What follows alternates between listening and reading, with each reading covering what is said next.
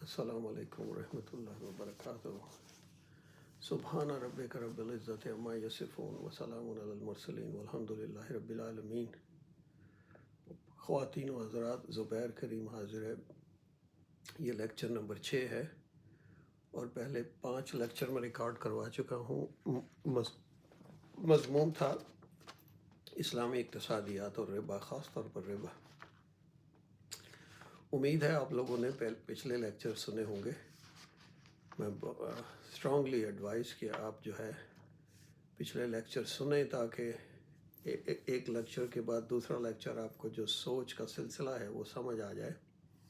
لیکن یہ ہے کہ لیکچرز کو میں نے اس طریقے سے جدا کیا ہے کہ لیکچر نمبر 4 جیسے تھا وہ منطقی تجزیہ تھا ربا کے بارے میں، لیکچر 5 جو تھا وہ مذہبی تجزیہ تھا، اور اس سے پہلے تمہید تھی اس پورے مضمون کی۔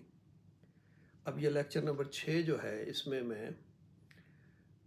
نے کہا تھا کہ میں ایک سادہ سا خاکہ آپ کے سامنے رکھوں گا ربا کو سمجھنے کے لیے، اور اگر وہ خاکہ آپ کے سمجھ میں آ جائے، جو کہ اتنا مشکل نہیں ہے، آسانی سے سمجھ آ جاتا ہے، تو آپ کسی بھی جگہ پر جب آپ کوئی اقتصادی مسئلے پر بات کر رہے ہوں یا لین دین کر رہے ہوں تو آپ آسانی سے جان سکتے ہیں کہ آپ ربا سے ڈیل کر رہے ہیں یا نہیں۔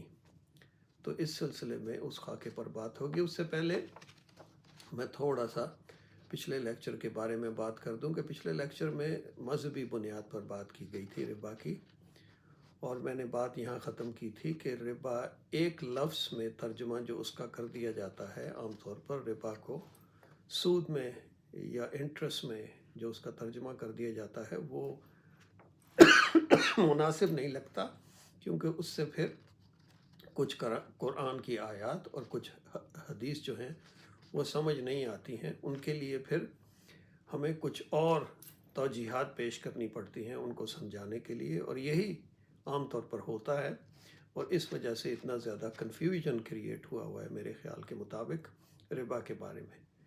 زیادہ بہتر یہ ہے کہ ہم ایک بنیادی خاکہ ربا کا سمجھیں، جس طریقے سے میں نے آپ کو ایک مثال دی تھی کہ خمر کے بارے میں، کہ خمر کا اگر ایک بنیادی اصول آپ کو سمجھ آ جائے تو آپ جہاں بھی کہیں ہوں گے اور جس جگہ بھی ہوں گے، جس بھی سچویشن سے آپ ڈیل کر رہے ہوں گے، آپ جان سکتے ہیں کہ کسی چیز میں یا کوئی چیز وہ خمر ہے کہ نہیں ہے، اگر آپ کو اس کا بنیادی خاکہ سمجھا دیا جائے، بجائے اس کے کہ آپ کو انڈیویجولی طریقے پر بتایا جائے کہ یہ خمر ہے وہ خمر ہے، بنیادی خاکہ سمجھا دیا جائے۔ اسی طریقے سے ربا کا بنیادی خاکہ جو ہے وہ اگر سمجھ آ جائے تو پھر آدمی کے لیے بہت آسانی ہو جاتی ہے، بجائے اس کے کہ انڈیویجولی بتایا جائے، جس طریقے سے بتایا جاتا ہے کہ انٹرسٹ ربا ہے، لیکن جیسے میں نے آپ کو بتایا کہ ایسا کرنے سے بہت ساری چیزیں جو ہیں نا وہ سمجھ نہیں آتی ہیں، پھر ان کی توجیحات کے لیے اور توجیحات بیان کی جاتی ہیں، اور پھر جب آپ ان ساری چیزوں کا تجزیہ کرتے ہیں تو آپ کو بے شمار غیر منطقی چیزیں نظر آتی ہیں، جو کہ میں نے اپنے پچھلے لیکچرز میں واضح طور پر بیان کی ہیں۔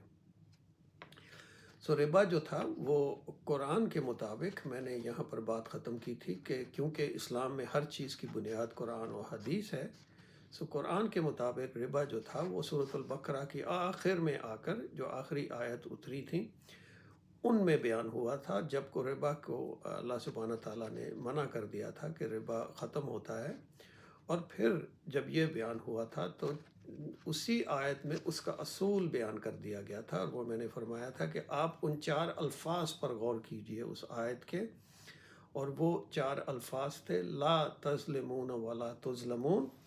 ان 4 الفاظ پر اگر آپ غور کریں تو آپ کو سمجھ آ جائے گا کہ ربا کی بنیاد کیا ہے۔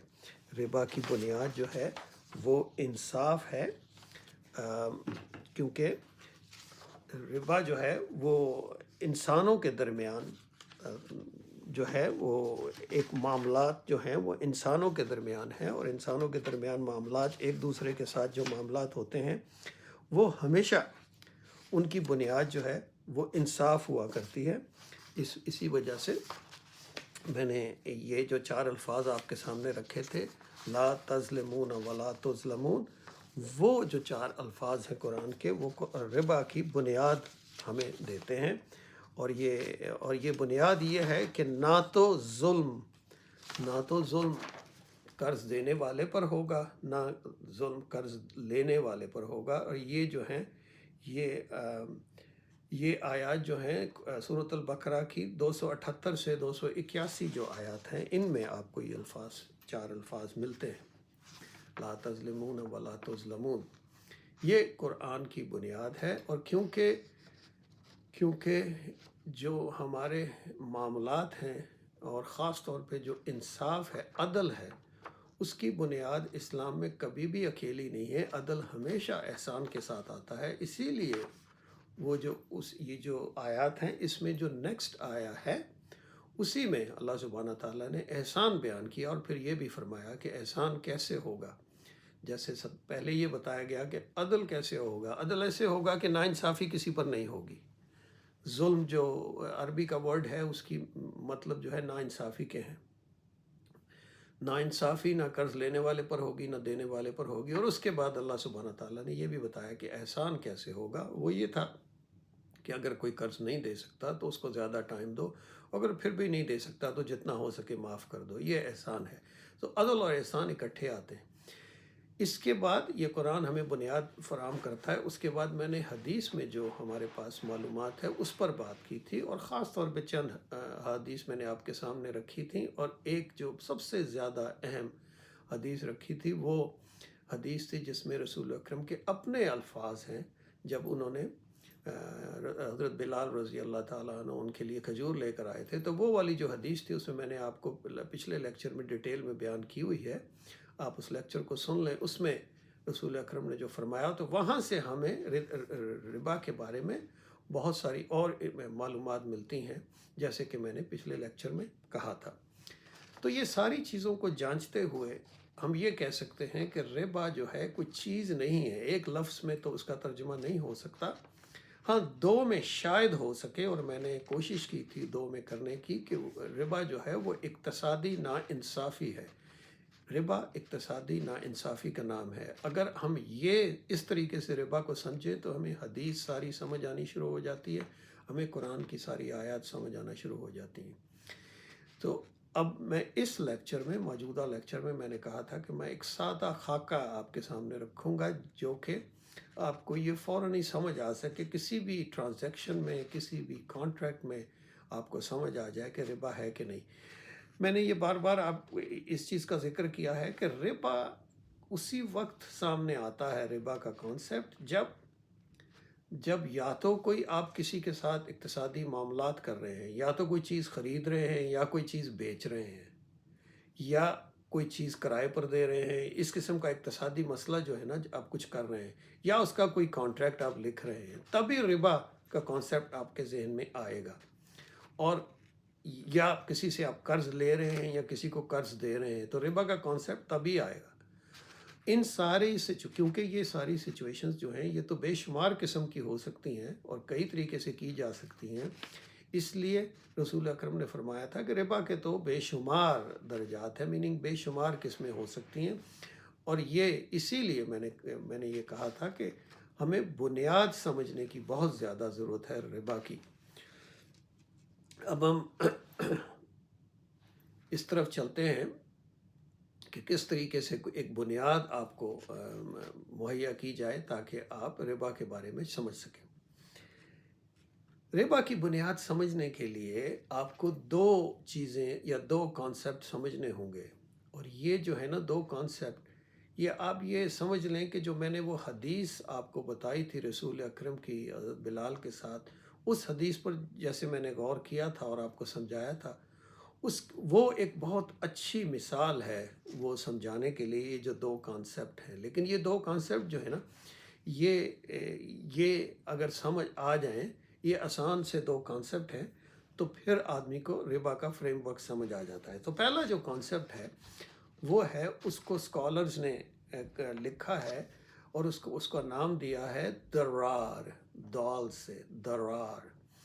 درار کا مطلب یہ ہے، یہ ایسا نقصان ہے جس کو ہم انگلش میں کہتے ہیں ایوائڈیبل فائنینشیل لاس، لیکن میں اردو میں کہوں گا ایسا مالی نقصان جو کہ رک سکتا ہو، جو کہ قابل گریز تھا، یا کہہ لیں کہ قابل گریز مالی نقصان جو ہے نا، ایسا مالی نقصان جو کہ آسانی سے روکا جا سکتا تھا، اس کو درار کہیں گے۔ ایسا مالی نقصان جس کو آسانی سے روکا جا سکتا ہو، اس کو ہم درار کہیں گے۔ اب آپ جب کوئی کاروبار کرتا ہے، جب کوئی ڈیل کرتا ہے، بزنس کے کوئی کانٹریکٹ کرتا ہے، فائنینشیل کسی بھی قسم کی کوئی چیز ہوتی ہے، اس میں رسک تو ہمیشہ ہوتا ہے کہ نقصان بھی ہو سکتا ہے اور منافع بھی ہو سکتا ہے۔ بہت سارے ایسے نقصان ہیں جن کو ہمارا اس پہ کوئی کنٹرول نہیں ہے۔ ہم کئی دفعہ نیچر کے کنٹرول ہے، کئی دفعہ مارکیٹ کی وجہ سے نقصان ہوتا ہے، تو بہت ساری چیزوں پہ کنٹرول نہیں ہے۔ لیکن درار وہ نقصان ہے جس پر ہمارا کنٹرول ہو سکتا ہے، جس پر ہمارا کنٹرول ہو سکتا ہے، یہ اس نقصان کی بات ہو رہی ہے۔ سو درار وہ مالی نقصان ہے جو کہ روکا جا سکتا ہے، قابل گریز مالی نقصان جو ہے اس کو درار کہیں گے۔ اب اس کی مثال ایسے دی جا سکتی ہے کہ جیسے کہ ایک منڈی میں دکانیں ہیں بہت ساری، اور ہر دکان جو ہے وہ ایک چیز بیچ رہی ہے، ایک خاص ریٹ پر بیچ رہی ہے، اور ایک شخص جو ہے وہ وہی چیز خریدنا چاہتا ہے۔ وہ منڈی میں جانا ہی نہیں چاہتا، اور منڈی سے پہلے ہی جو ہے 1 میل دور ہی کسی سے وہ خریدنا چاہتا ہے یا ڈیل کرنا چاہتا ہے اس چیز کی وہاں پر، یا بیچنا چاہتا ہے وہاں پر۔ تو اس سے کیا ہوگا کہ یہ ایک ایسی سچویشن کریٹ ہوگی کہ وہاں پر مالی نقصان ہو سکتا ہے، کیونکہ ایک پارٹی یا دونوں پارٹی کو ہو سکتا ہے پتہ ہی نہ ہو کہ مارکیٹ کی قیمت کیا ہے اس چیز کی۔ سو مارکیٹ میں جانے سے یا مارکیٹ کو کانٹیکٹ کرنے سے آسانی سے یہ نقصان روکا جا سکتا ہے۔ یہ اس کی ایک ایسی مثال ہے۔ سو ایسا مالی نقصان جو کہ آسانی سے روکا جا سکتا ہو، جیسے میں نے جو حدیث تھی اس میں یہ واضح طور پر بیان کر دیا تھا۔ درار یہ ایسا مالی نقصان جو کہ آسانی سے روکا جا سکتا ہو، اس کو درار کہیں گے۔ اور وہ تب ہی ہوگا اگر کوئی کانٹریکٹ میں کوئی ایسی چیز کر رہا ہے، غلطی کر رہا ہے جس کی وجہ سے یہ نقصان ہو جائے گا، تو وہ جو کسی کانٹریکٹ میں یا ایکشن میں وہ چیز جو ہے اس کو آسانی سے روکا جا سکتا ہے۔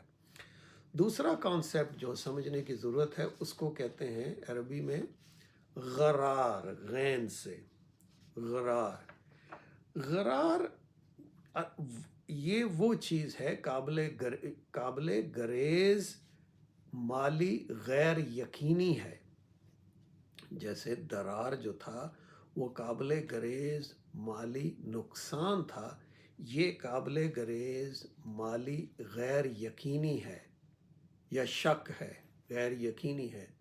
قابل گریز غیر یقینی ہے۔ بہت ساری چیزیں تو غیر یقینی ہوتی ہیں کاروبار میں، کوئی پتہ نہیں کل کا کیا ریٹ ہوگا، کل کیا ہو سکتا ہے، لیکن کچھ ایسی چیزیں ہو سکتی ہیں جس کو کوئی ایسی غیر یقینی صورتحال ہو سکتی ہے جو کہ ہم بڑی آسانی سے اس کو روک سکتے ہیں، اس کو پریونٹ کر سکتے ہیں۔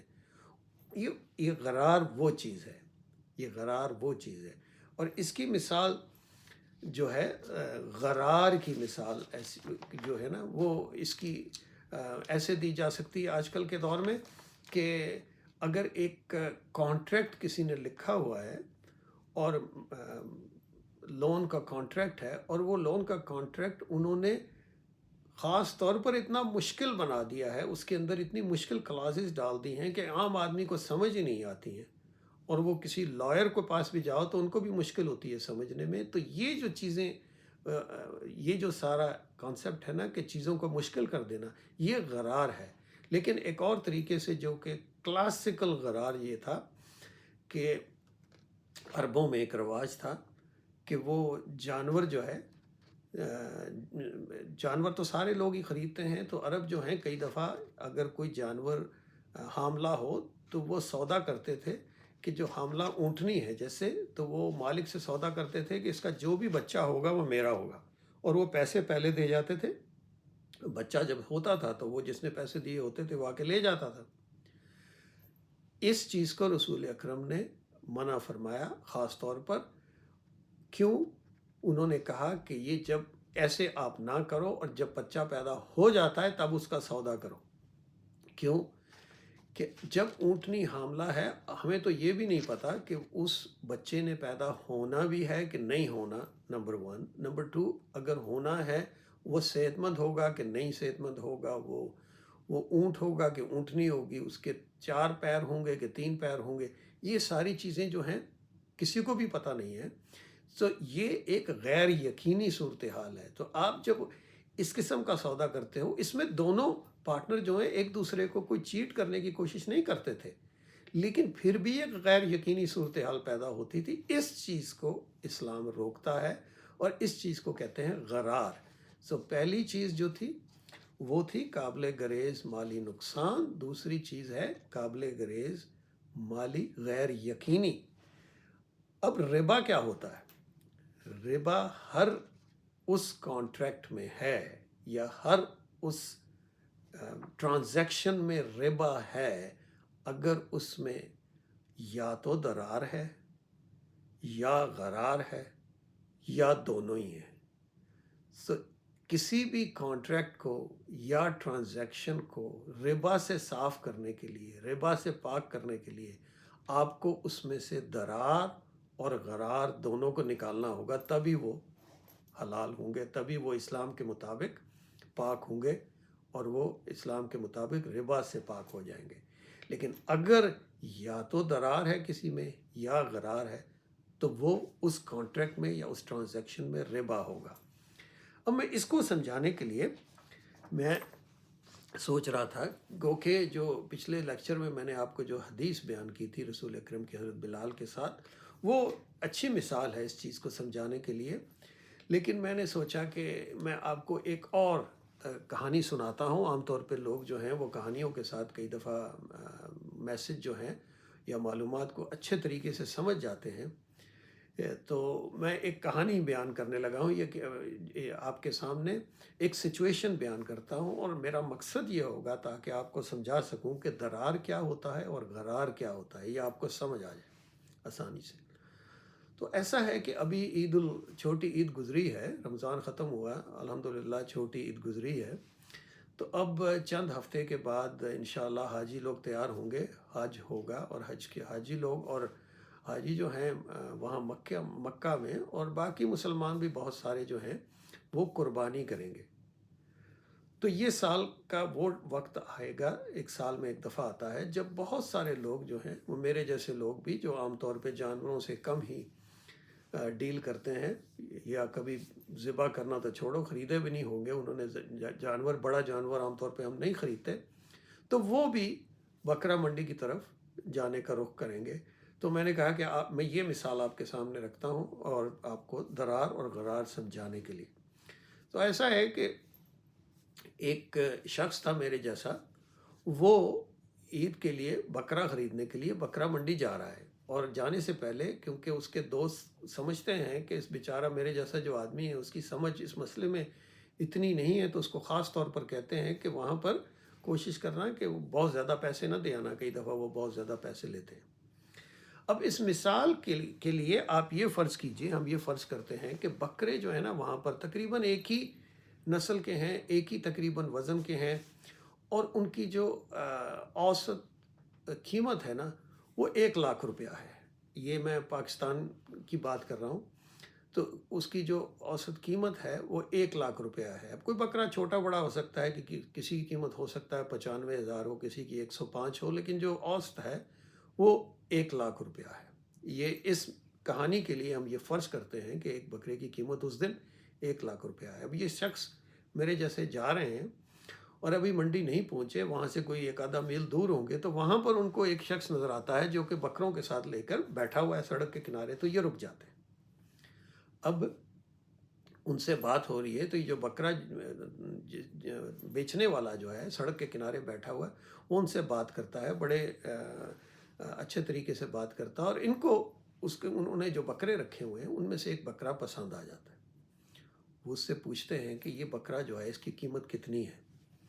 اب وہ جو بکرے والا ہے وہ سب کچھ دیکھنے کے بعد، سوچنے کے بعد ان کو بتاتا ہے کہ بکرے تو آج کل کافی مہنگے ہو گئے ہیں، لیکن وہ کہتا ہے کہ وہ ایک خاص آپ کے لیے ڈیل کرے گا، اور وہ جو بکرا ہے نا وہ کہتا ہے کہ وہ 1.5 لاکھ روپے کا دے دے گا۔ اور میں نے آپ کو پہلے بتایا کہ بکروں کی جو اوز قیمت تھی وہ 1 لاکھ روپے تھی، وہ کہتا ہے میں 1.5 لاکھ میں دے دوں گا۔ اب یہ جو شخص ہیں، کیونکہ ان کے دوستوں نے ان کو سمجھایا ہوتا ہے، تو وہ تھوڑے بہت کہتے ہیں نہیں بھئی یہ تو نہیں ہو سکتا، یہ تو بہت زیادہ پیسے ہیں۔ فرض کرتے ہیں کہ وہ 10-15 منٹ ان کی آپس میں بات چلتی ہے اور وہ قیمت اوپر نیچے آتی ہے، تو آخر میں ہوتا یہ ہے کہ یہ جو بکرے والا ہے وہ کہتا ہے کہ ٹھیک ہے، میں آپ کے لیے خاص طور پر، آپ کا ٹائم جو ہے نا وہ قیمتی ہے، بکرا منڈی کی کیا جائیں گے، میں آپ کو قیمت میں یہیں پر کم دے دیتا ہوں۔ تو وہ کہتا ہے کہ آپ کے لیے میں اس بکرے کی قیمت جو ہے نا 1,20,000 فائنل ہے میری۔ اب یہ شخص جو ہے نا یہ بھی سوچتے ہیں کہ 30,000 کم کیے ہیں، یہ تو کافی ٹھیک لگتا ہے، تو یہ اپنی طرف سے 1,20,000 ان کو دے کر بکرا لے کر گھر آ جاتے ہیں۔ اب یہ ایک طریقہ ہے، اس دن ایک طریقہ میں بیان کر رہا ہوں اپنی درار اور غرار کو سمجھانے کے لیے، لیکن اس سے پہلے کہ میں اس کا انالیسس کروں، اس کا تجزیہ کروں، میں 2 اور بھی بتا دوں آپ کو، 2 اور اشخاص کے بارے میں بھی۔ دوسرے ایسا ہے کہ اب آپ منڈی پہنچ جائی، ہم منڈی میں ہیں، لیٹ سے کہ ہم منڈی میں ہیں، بہت سارے وہاں پر تاجر ہیں جو کہ بکروں کو لے کے بیٹھے ہوئے ہیں، اور جیسے میں نے بتایا کہ آلموسٹ ایوری بکرا جو ہے نا، ہر کوئی بکرا اس کی قیمت تقریباً 1 لاکھ ہے، 95 سے 105، لیکن اوس جو ہے نا وہ 1 لاکھ ہی ہے۔ وہاں پر ایک بڑی سی کالے رنگ کی گاڑی آ کر رکتی ہے، اس میں سے 2 لوگ باہر نکلتے ہیں، اور گاڑی کے جو نمبر پلیٹ ہے وہ سمجھ لیں سرکاری ہے، اور سب کو سمجھ آ رہی ہے کہ یہ کسی منسٹر کی گاڑی ہے۔ اب وہ 2 لوگ باہر نکلتے ہیں، اور باہر نکل کے ایک بکرے والی کے پاس جاتے ہیں اور اس سے کہتے ہیں بھئی ہم نے بکرا خریدنا ہے، اور منسٹر صاحب کے گھر سے آئے ہیں۔ تو ان کو بتاتے ہیں کہ منسٹر آف ایگریکلچر جو ہے نا، زراعت کے منسٹر، ان کے ہم گھر سے آئے ہیں اور ہمیں بکرا لینے کے لیے بھیجا ہے خاص طور پر۔ تو یہ جو بکرے والا ہے بڑا خوش ہوتا ہے، ابھی منسٹر کے لوگ آئے ہیں، تو وہ ان کی بڑی چائے ہے پلاتا ہے ان کو، اور اس کے بعد کیا کہتا ہے کہ آپ بکرا جو بھی پسند کر لیں۔ تو وہ وہ جو 2 اشخاص ہیں، وہ ایک جو وہاں پر سب سے اچھا بکرا ان کو نظر آتا ہے وہ اس کو پسند کرتے ہیں، جس کی قیمت میں نے آپ کو پہلے بتایا ہے کہ اوس قیمت زیادہ سے زیادہ 105 ہو سکتی تھی۔ تو وہ اس سے پوچھتے ہیں اس کی کتنی قیمت ہے؟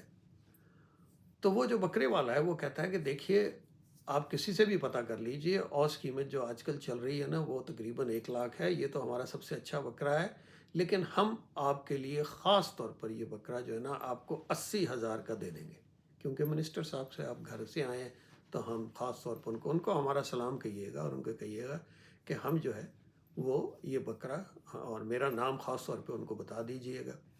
وہ کہتے ہیں جی بالکل ٹھیک ہے۔ وہ 2 شخص جو ہیں منسٹر کے گھر سے جو آئے تھے، وہ بڑی خوشی خوشی ان کو 80,000 دیتے ہیں، بکرا لیتے ہیں اور چلے جاتے ہیں۔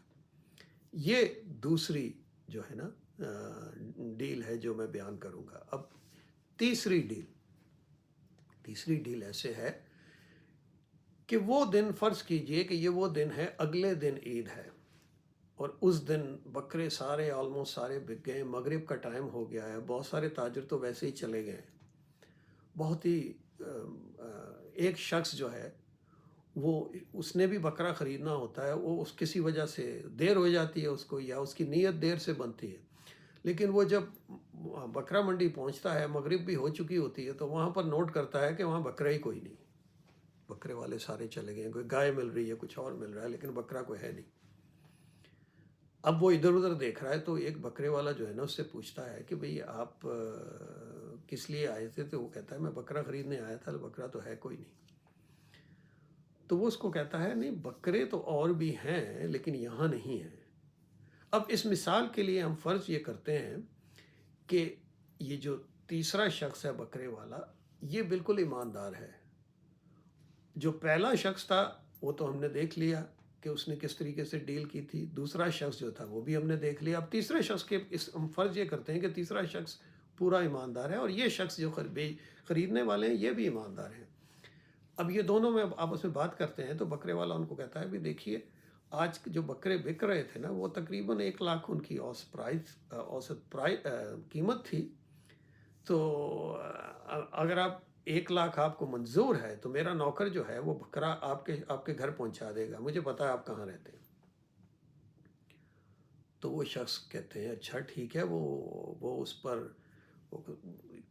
اس طرح فرض کیجئے کہ وہ مان جاتے ہیں، ان کو 1 لاکھ روپیہ دیتے ہیں اور 2 گھنٹے کے بعد ایک بکرا ان کے گھر آ جاتا ہے جنہوں نے پیسے دیے ہوتے ہیں۔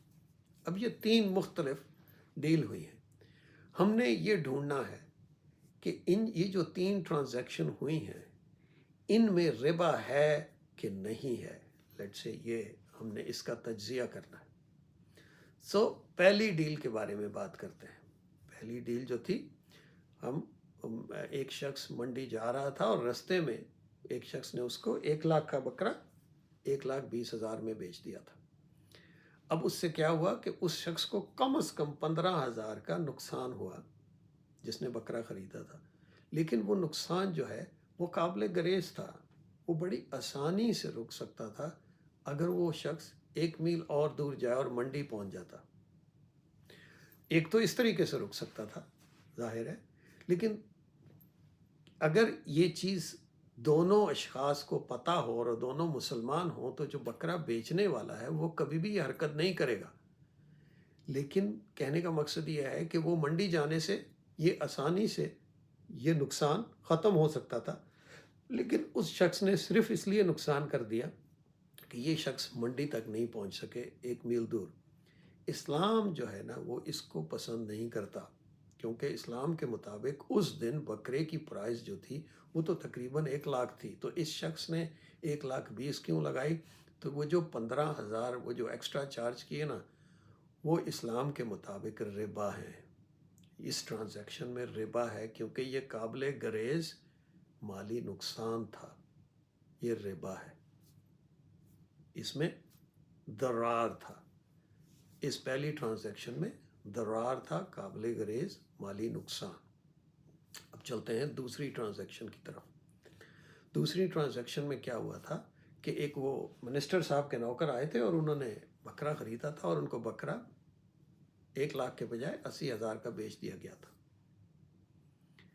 اب یہ چیز وہ تو سوچ رہے ہوں گے کہ یہ ڈیل ہوئی ہے اور بڑی اچھی ڈیل مل گئی ہے، لیکن اسلام اس کو پسند نہیں کرتا۔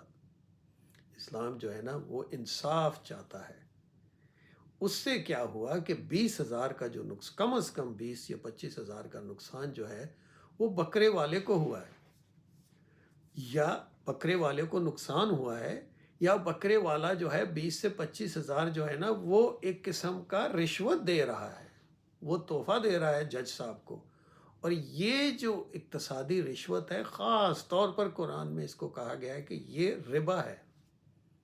تو یہ جو ٹرانزیکشن ہے اس میں بھی ربا ہے، اس میں ضرار ہے۔ یہ 20 سے 25,000 کا جو ضرار ہے، مالی نقصان ہے، یہ آسانی سے رک سکتا تھا۔ رک کیسے سکتا تھا کہ بکرے والا کہتا کہ 1 لاکھ روپے پرائس ہے اور جو انصاف ہے وہ 1 لاکھ لیتا، بکرا دے دیتا، تو یہ والا ربا ہوتا ہی نہ وہاں پر۔ لیکن بکرے والے کی ایکشن کی وجہ سے وہاں پر ضرار آ گیا۔ اب اس ٹرانزیکشن میں نہ صرف تو ضرار ہے، اس میں ایک اور مسئلہ بھی ہے۔ اس میں مسئلہ یہ ہے کہ اگین اس نے تو نہیں بتایا کہ وہ کیا کر رہا ہے، اس کی نیت جو ہے وہ کچھ اور ہے۔ اس بکرے والے کی نیت جو ہے وہ کوئی فیور لینے والی ہے یا کچھ اور ہے کسی طریقے سے۔ تو وہ جو چیز ہے نا، وہ جو چیز جو بکرے والا اپنے ذہن میں سوچ رہا ہے اور جو بتا نہیں رہا کلیئر ان کے نوکروں کو بھی، وہ چیز ڈاؤٹ کریٹ کرتی ہے۔ وہ ڈاؤٹ، اگر وہ نوکر بھی سمجھتے ہوتے تو وہ بھی سوچتے کہ یہ بکرے والا ایسا کیوں کر رہا ہے۔ اگر وہ عقل مند ہوتے تو وہ بھی سوچتے کہ وہ کیوں کر رہا ہے۔ تو وہ جو چیز ہے نا وہ ڈاؤٹ کریٹ کرتی ہے، غیر یقینی صورتحال پیدا کرتی ہے، اس کو غرار کہتے ہیں۔ تو اس ٹرانزیکشن میں ضرار بھی ہے اور غرار بھی ہے۔ یہ جو دوسری ٹرانزیکشن میں ضرار بھی ہے اور غرار بھی ہے، اس لیے یہ ٹرانزیکشن بھی اسلام کے مطابق حلال نہیں ہے۔ اب تیسری ٹرانزیکشن کی طرف چلتے ہیں۔ تیسری ٹرانزیکشن جو ہے وہ یہ تھی کہ وہ شخص جو لیٹ آئے اور ان کو بکرا شام کو پہنچایا گیا۔ اب میں نے کہا تھا کہ اس مثال میں فرض یہ کیجئے کہ دونوں ایماندار ہیں، بکرا بیچنے والا بھی اور خریدنے والا بھی، دونوں ایماندار ہیں، اور بکرا پہنچ گیا۔ لیکن اسلام اس کو پھر بھی پسند نہیں کرتا۔ اسلام کہتا ہے کہ یہ پھر بھی جائز نہیں ہے۔ کیوں؟ کیونکہ اسلام کہتا ہے کہ یہ جو تیسری ٹرانزیکشن ہوئی ہے اس میں غرار ہے.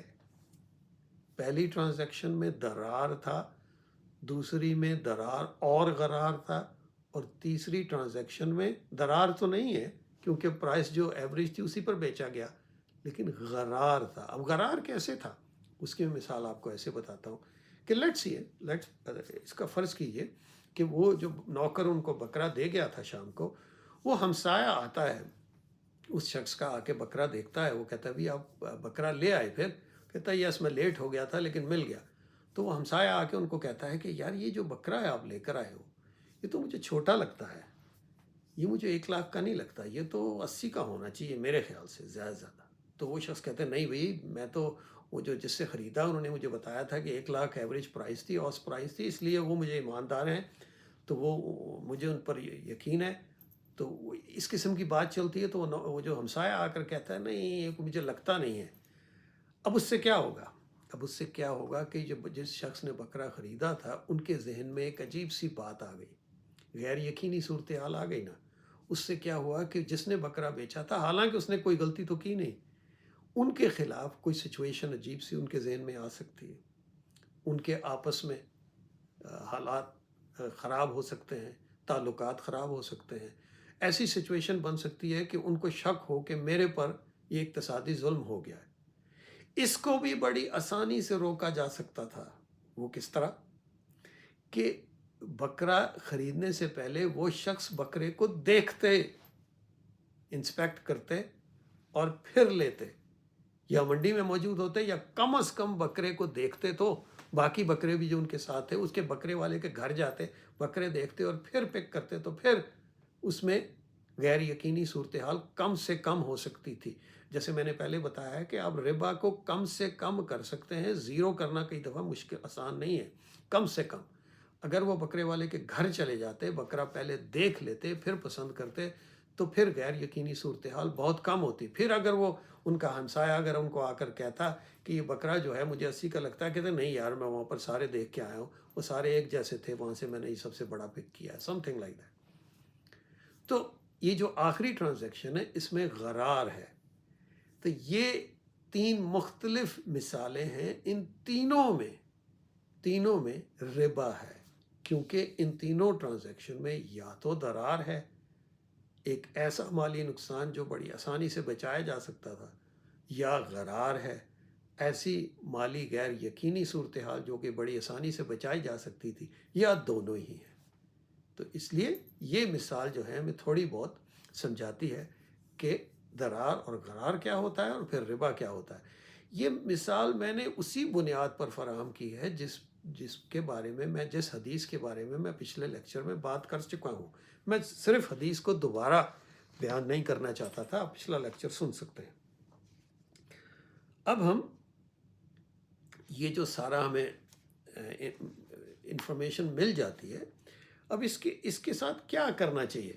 اب یہ ہے کہ ہم لوگ جو ہیں انفرادی طور پر اس کا کیا کریں جو ہمیں انفارمیشن مل گئی ہے ربا کے بارے میں، اور جو سوسائٹیز ہیں وہ کیا کریں. اب انفرادی طور پر تو ہم جب ایک دوسرے سے ڈیل کرتے ہیں، اپنے گھر والوں سے، بھائیوں سے، بہنوں سے، رشتہ داروں سے، دوستوں سے، تو ہمیں یہ ساری چیزیں سمجھنی چاہیے اور ربا سے بچنا چاہیے. میں ابھی چند منٹ میں آپ کے سامنے کچھ مثالیں رکھوں گا، کچھ ایسی ٹرانزیکشن کی جن کے بارے میں ہم عام طور پر ربا کی طرز میں نہیں سوچتے ہیں، کیونکہ ہمیں ایک میسج دیا گیا ہے کہ ربا صرف آپ تبھی سوچو گے جب انٹرسٹ کی بات ہوگی. اس نے کام خراب کیا ہوا ہے. ایکچولی میرا اوپینین یہ ہے کہ قرآن و حدیث میں جہاں بھی ربا کا لفظ آتا ہے وہاں پر اس کو ترجمہ کرنا ہی نہیں چاہیے، کسی کو ربا ہی لکھنا چاہیے، اور پھر نیچے پیراگراف میں لکھنا چاہیے کہ اس آیت میں جو ربا بیان کیا گیا ہے یا اس حدیث میں اس کی نوعیت کیا ہے اور کس طریقے سے ہے، کیونکہ ربا کو ایک لفظ میں ٹرانسلیٹ نہیں کیا جا سکتا. اب یہ ہے کہ ان ساری صورتحال کے بعد ہم اس کو کس طریقے سے استعمال کریں.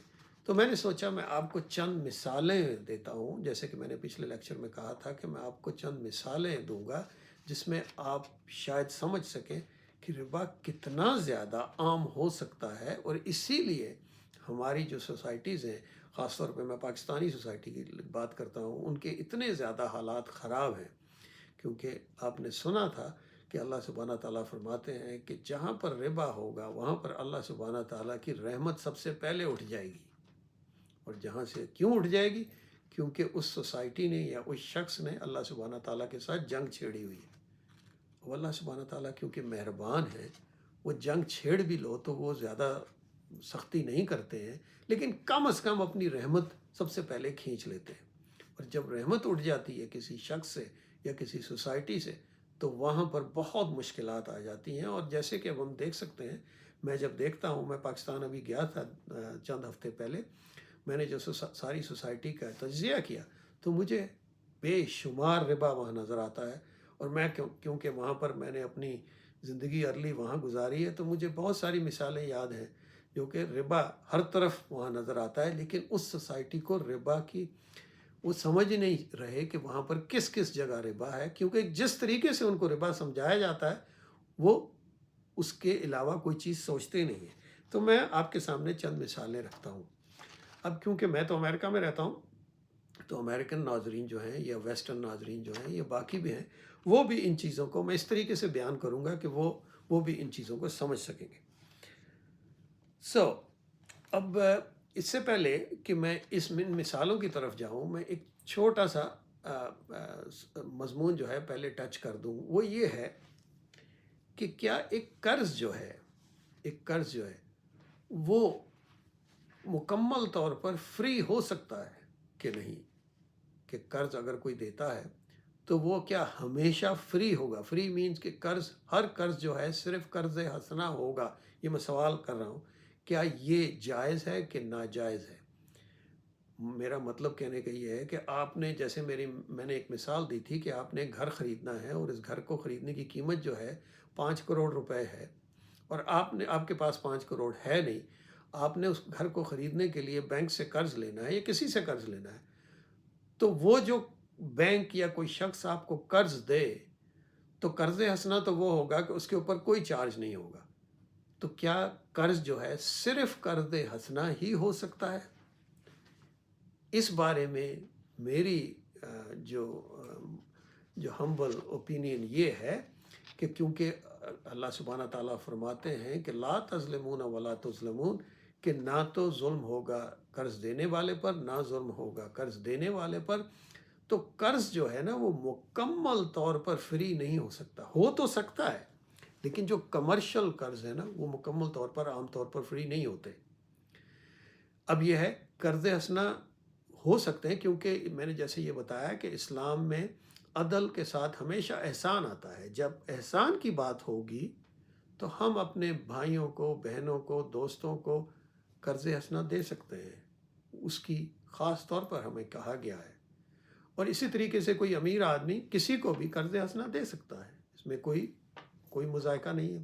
لیکن میں یہ کہنے کی کوشش کر رہا ہوں کہ اگر اپنے چاروں طرف نظر دوڑائیے تو دنیا میں جو ساری ٹرانزیکشنز ہو رہی ہیں، جو قرض دیے جاتے ہیں اسلامی ملکوں میں بھی اور غیر اسلامی ملکوں میں بھی، وہ جو سارے قرض دیے جاتے ہیں وہ زیادہ تر قرض جو ہے نا وہ کمرشل ہیں، میننگ کسی بزنس کے لیے یا چیز خریدنے کے لیے دی جاتے ہیں.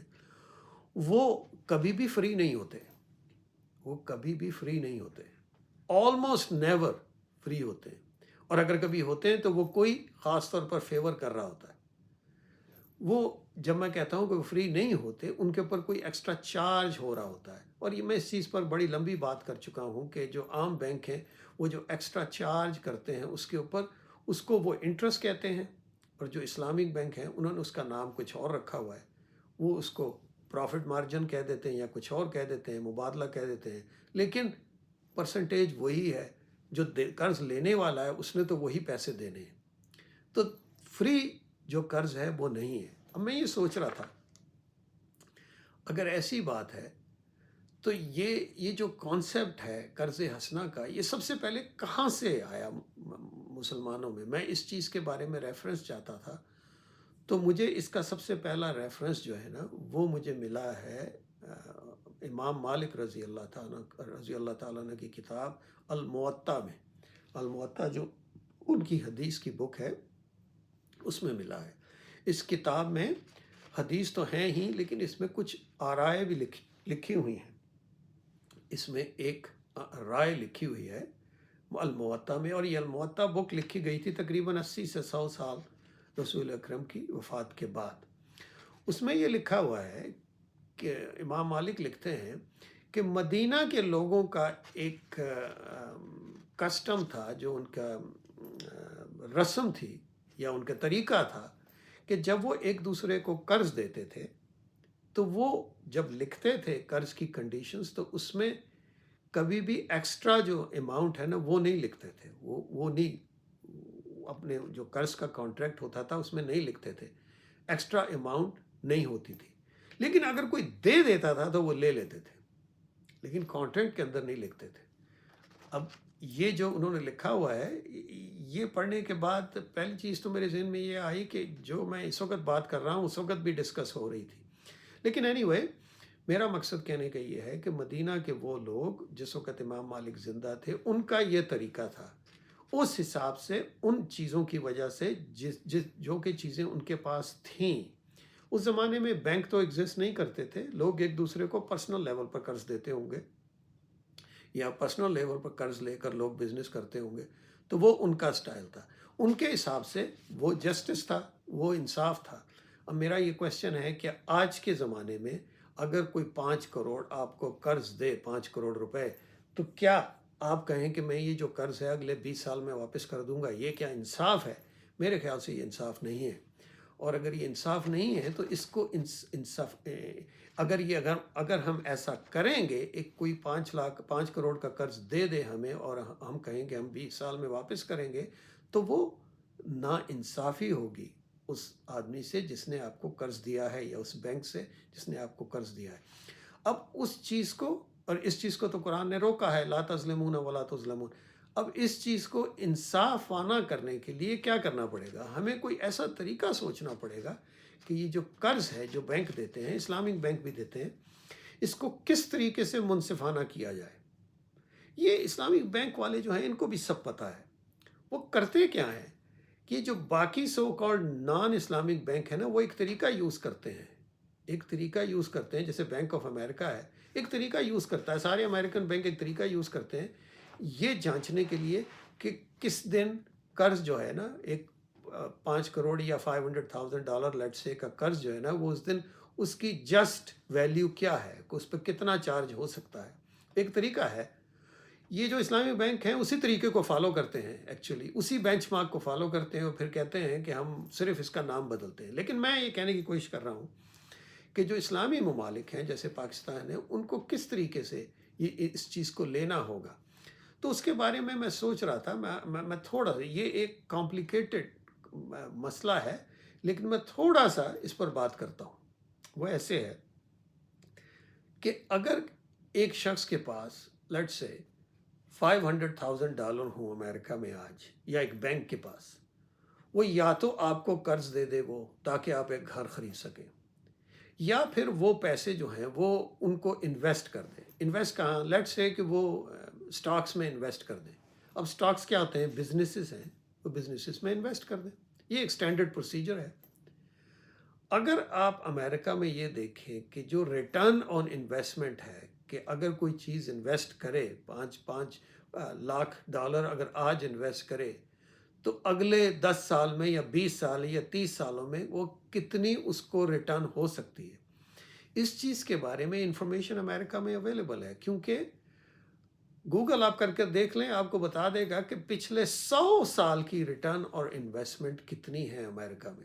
پچھلے 100 سال کی، بھول جائیں 10 سال یا 20 سال، 100 سال. اب 100 سالوں میں بڑے بڑے ریسیشن آئے، بہت کچھ ہوا، ڈاؤن ہوا، اپ ہوا، لیکن 100 سال کی ایک ایوریج موجود ہے. وہ چیز جو ہے نا، وہ بہت امپورٹنٹ، اہم انفارمیشن ہے، معلومات ہے ہمارے لیے، کیونکہ یہ ہمیں بتاتی ہے کہ ایک جب آپ انصاف ڈھونڈنا چاہتے ہو تو کہاں سے انفارمیشن مل سکتی ہے. تو جو 100 سال کا امریکہ کا جو ایوریج ہے نا ریٹرن اور انویسٹمنٹ، وہ تقریباً 9% سے زیادہ ہے. لیکن اگر آپ انفلیشن کے ساتھ اس کو ایڈجسٹ کریں تو وہ تقریباً 6.5% ہے. 6.5% adjusted to inflation return on investment جو ہے نا، وہ امریکہ میں رہی ہے پچھلے 100 سال سے. اگر کسی کے پاس آج $5 لاکھ ہیں اور وہ ان کو اسٹاک میں رکھ دے تو اٹس اے فیئر پاسبلٹی کہ اگلے 20 یا 30 سالوں میں اس پر 6 یا 6.5% اس کو مل سکتے ہیں، کیونکہ وہ اسٹاک میں رکھے گا جو کہ بزنسز ہیں۔ یہ جو ہے نا ایک بینچ مارک بن جاتا ہے ایک قسم کا، اس طریقے سے بینچ مارک بن جاتا ہے۔ اور اگر آپ نوٹ کرو تو امریکہ میں ہے بھی ایسا کہ جب گھروں کے جو ہماری جو ہوم فائنینسنگ کے کانٹریکٹ کے ریٹس ہوتے ہیں، جب یہ تقریباً 5-6% ہوتے ہیں نا، تو دونوں پارٹیز، جو قرض دینے والا ہے جو کہ بینکس ہیں اور جو قرض لینے والا ہے، دونوں ہی تقریباً بہت زیادہ خوش نہیں ہوتے لیکن ناراض بھی نہیں ہوتے۔ اگر جو چارج ہے وہ 7% سے اوپر چلا جائے تو قرض لینے والے جو ہے نا بہت ناراض ہوتے ہیں، گھر بکنے بند ہو جاتے ہیں۔ بینک شاید خوش ہوں لیکن قرض لینے والے خوش نہیں ہوتے۔ اور اگر جو اس کا ریٹ بہت کم ہو جائے، جیسے کہ 2-3% پر چلا جائے، تو پھر بینک خوش نہیں رہتے۔ یہ جو بیچ والا ریٹ جو ہے نا 5-6%، یہ اس لیے ہے، یہ اس لیے سویٹ مارجن ہے کیونکہ یہ جیسے میں نے بتایا کہ پچھلے 100 سال کی return on investment on money is about 6.5%۔ اس قسم کے جو بینچ مارک ہے نا وہ مسلمان ملکوں کو ڈھونڈنے ہوں گے۔ اس پر میں اور بھی بات کر سکتا ہوں کہ اور کون سی چیزیں ہمیں ایڈ کرنا ہوگی اسلام کی وجہ سے۔ تو وہ اس قسم کے بینچ مارک اگر ہم ڈیزائن کر لیں تو ہم اپنے لوگوں کے ساتھ صاف ہو جاتے ہیں، ان کو کلیئر طریقے سے بتا سکتے ہیں کہ کس طریقے سے ہم سب کچھ یہ کر رہے ہیں اور کس طریقے سے یہ انصاف پر مبنی ہے۔ یہ کوئی ایسے ہی بنا لی گئی، ایسی کسی نے کوئی نمبر نہیں بنا لیا۔ یہ جو ہے میں نے کہا یہ بھی میں اس پر تھوڑی سی بات کرتا ہوں۔ اب میں اس طرف چلتا ہوں آپ کو مثالیں دینے کے لیے کہ کون سی ٹرانزیکشن جو ہے نا ان میں ربا ہے یا کون سی مثالوں میں ربا ہے۔ اور کچھ تو آپ کو فوراً ہی سمجھ آ جائیں گی، کچھ چیزیں جو ہیں وہ ہو سکتا ہے آپ نے کبھی بھی نہ سوچی ہوں کہ ان چیزوں کے بارے میں کہ ان میں بھی ربا ہے۔ سب سے پہلے سب سے جو گلیئرنگ ایگزامپل ہے امریکن آڈینس کے لیے لیٹ سے، وہ ہے credit card loan.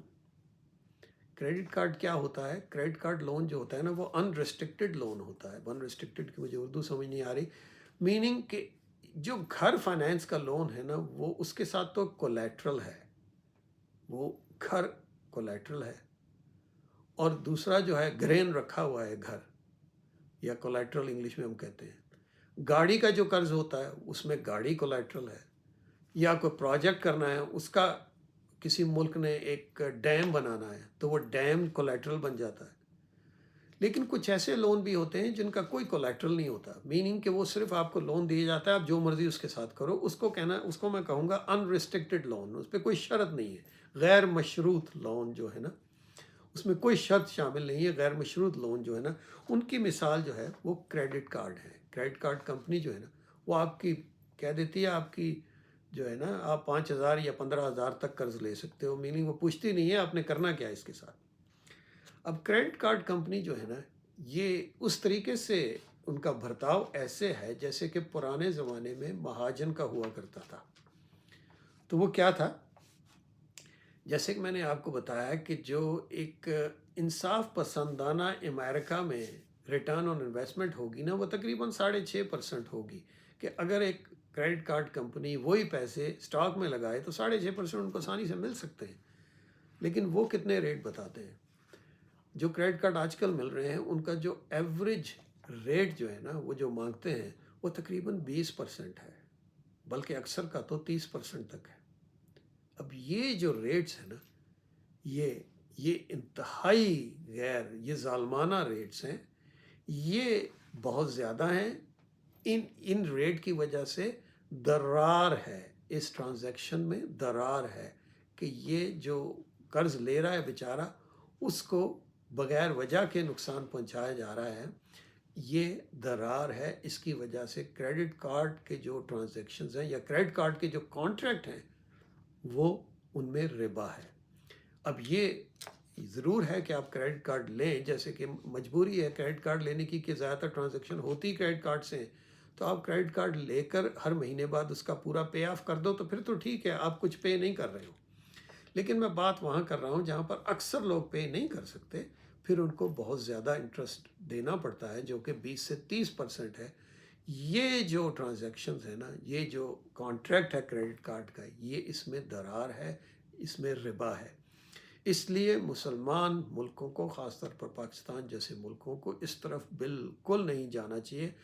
Government level پر پالیسی بننی چاہیے کہ کریڈٹ کارڈ پاکستانیوں کے ہاتھ میں نہیں آنے چاہیے۔ پہلی بات تو یہ ہے کہ پاکستانی یا مسلمان سوسائٹیز عام طور پر، اور خاص طور پر پاکستانی سوسائٹی کا اقتصادیات کے بارے میں علم اتنا کم ہے کہ لوگ بڑی آسانی سے غلطیاں کر سکتے ہیں۔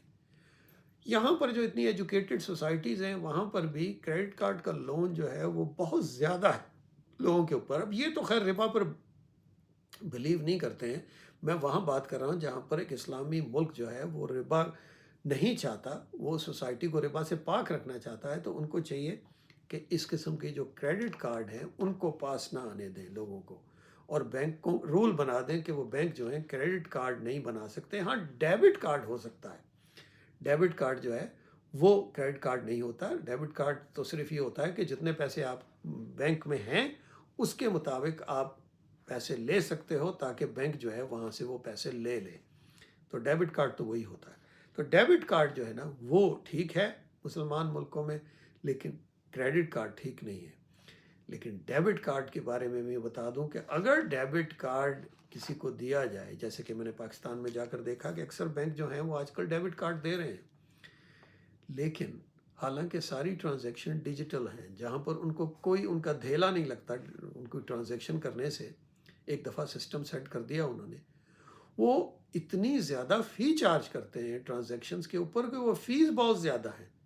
وہ جو فیس ہے نا جو پاکستان میں ڈیبٹ کارڈ کے اوپر بھی لگائی جاتی ہیں، وہ درار ہیں کسٹمرز کے اوپر۔ اب یہ جو گورنمنٹ ہے اس کا کام ہے کہ وہ رول ایسے بنائے کہ بینک اس قسم کی ناجائز فیس نہ لگا سکیں۔ فیس بہت ہی منیمل ہونی چاہیے کیونکہ بینک کا کوئی زیادہ چارج نہیں ہوتا، لیکن وہاں پر کھلے عام چھٹی ہے، جتنی مرضی فیس لگائی جائے۔ امریکہ میں بھی گورنمنٹ جو ہے نا وہ کنٹرول کرتی ہے بینکنگ فیس کو، ورنہ یہاں بھی بینک ان کنٹرول ہو جائیں، یہاں پر گورنمنٹ کنٹرول کرتی ہے۔ اسی طریقے سے وہاں بھی گورنمنٹ کو چاہیے کہ وہ بینکوں کی فیس کو کنٹرول کر رہے، ورنہ اس کے بغیر وہ جو ٹرانزیکشن ہیں ان میں ربا ہے، وہ بینک ربا لے رہا ہے۔ اس گورنمنٹ کا کام ہے کہ اس ربا کو بند کرے۔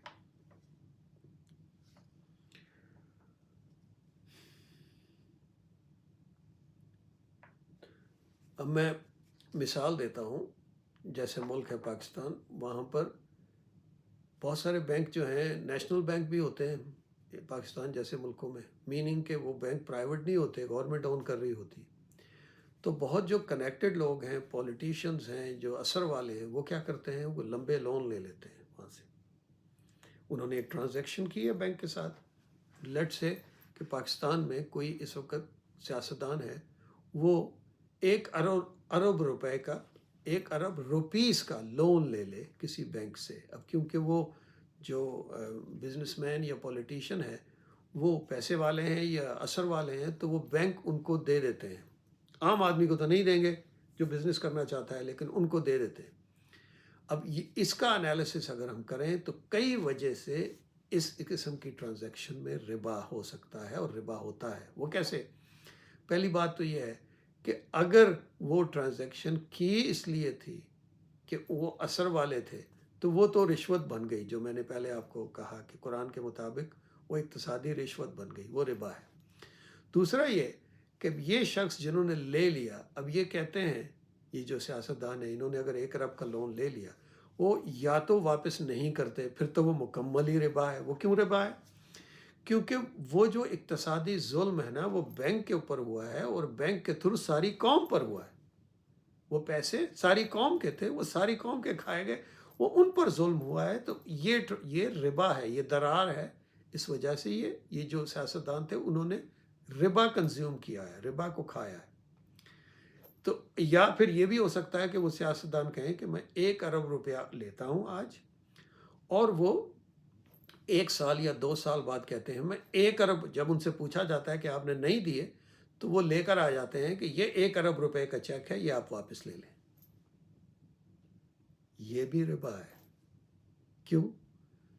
کہ وہ جو 1 ارب روپے آپ نے دیا تھا سال پہلے، اس کی ویلیو آج کے 1 ارب روپے کے مقابلے میں کچھ اور تھی۔ تو یہ ٹوٹل ناانصافی ہوئی، بینک کے ساتھ بھی اور قوم کے ساتھ بھی، تو اس میں بھی ربا ہے۔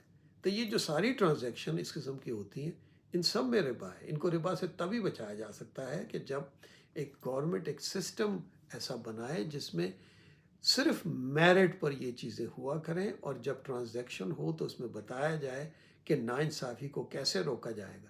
جب تک یہ سارا ہو سکتا ہے کہ یہ ساری چیزیں کتابوں میں تو لکھی ہوں، لیکن جیسے کہ آپ کو پتہ ہے بہت سارے ملکوں میں اس قسم کے لون اکثر لیے جاتے ہیں۔ اس قسم کے لون جو ہیں یہاں پر لیٹ سے امریکہ میں، یہ آپ سوچ نہیں سکتے کہ ہمارا جو پریزیڈنٹ ہے اس وقت، اس کا بیٹا جو ہے وہ جا کر ایک بینک سے لون لے 5 ملین کا، اور بینک جو ہے اس کو خاص طور پر فیور کرے، وہ تو اتنا بڑا سکینڈل بن جائے گا کہ پریزیڈنٹ ہو سکتا ہے ریزائن کرنا پڑ جائے۔ کس لیے؟ کہ ان کو پتہ ہے یہ بے ایمانی ہے۔ کیوں ان کو پتہ ہے بے ایمانی ہے؟ کیونکہ ناانصافی ہے، اقتصادی ناانصافی ہے۔ تو اقتصادی ناانصافی کیا ہوتی ہے؟ وہی تو ربا ہے۔ تو یہ ربا کہتے تو نہیں ہے، لیکن ربا کو ہی یہ لوگ روک رہے ہیں۔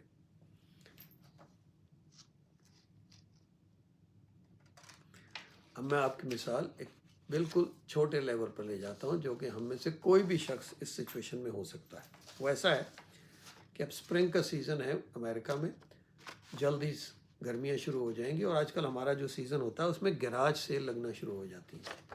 بڑا رواج ہے، لوگ گھر کا ایک تو سپرنگ میں صفائی کرتے ہیں گراج کی، اور جو گھر کا گند مند ہوتا ہے، بہت ساری چیزیں جو استعمال کے قابل نہیں ہوتی ان کو باہر رکھ دیتے ہیں بیچنے کے لیے بالکل ہی چھوٹے داموں پر۔ ٹی وی رکھ دیا، خریدا ہوگا $1000 میں، $50 میں ٹی وی بک رہا ہے، جس نے لینا لے جائے۔ اس طریقے سے چیزیں جو ہے نا باہر رکھی ہوتی ہیں گراج سیل میں۔ اب فرض کیجئے کہ آپ ایک گراج سیل پر گئے، آپ چیزیں وہاں پر پڑی ہیں، اور وہاں پر آپ کو کچھ بیس بال کارڈ نظر آ گئے۔ اب ایسا ہے کہ آپ کو بیس بال کارڈ کا کوئی پتہ نہیں ہے، لیکن آپ کا جو بیٹا ہے نا وہ بیس بال کارڈ جمع کرتا ہے، تو آپ کہتے ہیں میں 1-2 لے لیتا ہوں اپنے بیٹے کے لیے۔ وہ بہت ہی سستے مل رہے ہیں، کوارٹر کا مل رہا ہے 25 سینٹ کا۔ وہ آپ 3-4 بیس بال کارڈ لے آتے ہیں اپنے بیٹے کے لیے۔ وہ لے کر آتے ہیں، اپنے بیٹے کو دکھاتے ہیں، تو بیٹا جو ہے نا وہ کہتا ہے اپنے والد کو کہاں سے لائے ہیں؟ تو وہ کہتا ہے میں نے تو وہی گراج سیل سے لیا۔ کتنے کا لیا ہے؟ 25 سینٹ کا۔ تو وہ ایک دم اچھلنا شروع کر دیتا۔ تو وہ اپنے والد صاحب کو بتاتا ہے کہ آپ کو پتہ ہے کہ یہ والا جو بیس بال کارڈ ہے اس کی کتنی قیمت ہے؟ کہتے ہیں نہیں مجھے تو کوئی پتہ نہیں۔ کہتے ہیں اس کی قیمت تو میں بھی انٹرنیٹ پہ بتاتا ہوں، انٹرنیٹ سے کر کے ریسرچ آپ کو بتاتا ہے کہ اس کی قیمت تو آج تقریباً $10,000 مل سکتی ہے۔ والد صاحب پریشان ہو جاتے ہیں، کہتے ہیں ہاں بھی یہ کیسے؟ وہ کہتا ہے بھی یہ بہت ہی ریئر ہے، یہ کسی نے آپ کو غلطی سے دے دیا ہے، جس نے دیا اس کو پتہ ہی نہیں تھا۔ اب اس قسم کا کسی کے ساتھ ہو تو وہ سوچے گا بھئی بہت ہی اچھی ڈیل مل گئی، بہت اچھی ڈیل مل گئی، اچھل رہا ہوگا جس طریقے سے وہ بچہ اچھل رہا تھا۔ لیکن اسلام جو ہے نا وہ اس ٹرانزیکشن کو اپروو نہیں کرتا۔ اسلام اس ٹرانزیکشن کو اپروو نہیں کرتا۔ کیوں؟ اسلام کہتا ہے اس ٹرانزیکشن میں درار ہے، اس ٹرانزیکشن میں درار ہے، اس ٹرانزیکشن میں قابل گریز مالی نقصان ہے، قابل گریز مالی نقصان ہے۔ وہ کیوں؟ کہ اگر جو بیچنے والا ہے اس بیچارے کو یہ پتہ ہو، وہ جو کارڈ بیچنے والے ہیں ان کے پاس لے جاتا تو وہ فوراً پتہ چل جاتا ہے کہ یہ کارڈ تو 10,000 کا ہے، لیکن وہ ایسا نہیں ہوا، اس وجہ سے یہ ہو گیا ہے۔ تو جو اگر ایک مسلمان ہوگا والد تو وہ کارڈ لے کر دوبارہ اس گھر جائے گا اور ان کو جا کر بتائے گا کہ یہ میں نے صبح آپ کے گھر سے خریدا تھا 25 سینٹ کا، لیکن یہ میں آپ کو واپس کر رہا ہوں۔ کیوں؟ کیونکہ یہ 25 سینٹ کا نہیں ہے، اس کی قیمت تو $10,000 ہے، یہ آپ نے غلطی سے دے دیا ہے۔ یہ ایک مسلمان کا کیریکٹر ہے۔ کیوں؟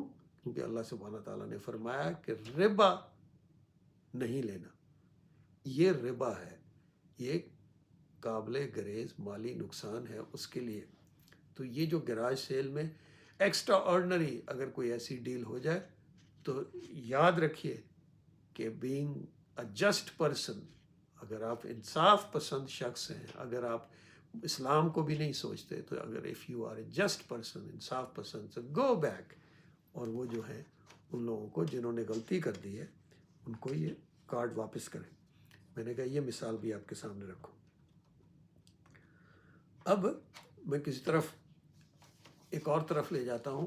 اکثر ایسا ہوتا ہے، خاص طور پہ پاکستان جیسے ملکوں میں ایسا ہوتا ہے کہ کسان جو ہیں، پہلے تو پاکستانی روتے رہتے ہیں کہ زراعت میں گندم کم ہو گئی ہے، کپاس زیادہ نہیں اگ رہی ہے، سب کچھ ہو رہا ہے، لیکن اگر آپ غور کرو کہ زراعت لیول پر ہو کیا رہا ہے، وہ ہوتا ایسا ہے کہ ایگریکلچر بہت ہی سخت پیشہ ہے، اتنا آسان نہیں ہے، اور اس میں بہت ساری انسرٹنٹیز ہوتی ہیں، خرچہ بھی بہت ہوتا ہے۔ اس کے بعد جب آپ کی پروڈکٹ آتی ہے، فصل تیار ہوتی ہے، اس وقت پوری قوم کو، گورنمنٹ کو چاہیے کہ ان کو پراپر جو ہے نا ان کی قیمت دی جائے۔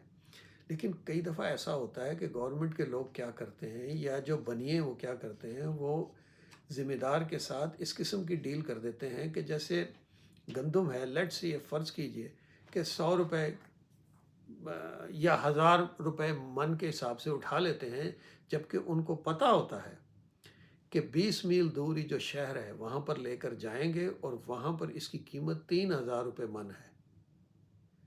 اگر تو وہ کہیں نا کہ وہاں پر 3000 ہے تو کسان کو کہیں کہ ہم آپ کو اس کی 2700 روپے دے دیتے ہیں، کیونکہ ہمیں لے کر جانا بھی ہے اور اس کو یہ کرنا بھی ہے، پھر تو ٹھیک ہے۔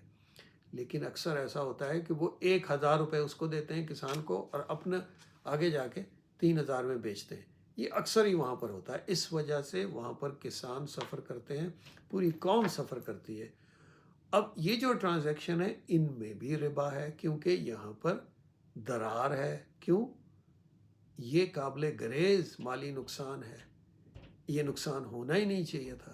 اس کی وجہ سے قوم سفر کر رہی ہے، کسان جو ہیں بیچارے سفر کر رہے ہیں، اور وہاں پر اللہ سبحانہ تعالیٰ کی رحمت نہیں ہے۔ اب میں کسی اور طرف آپ کو لے چلتا ہوں۔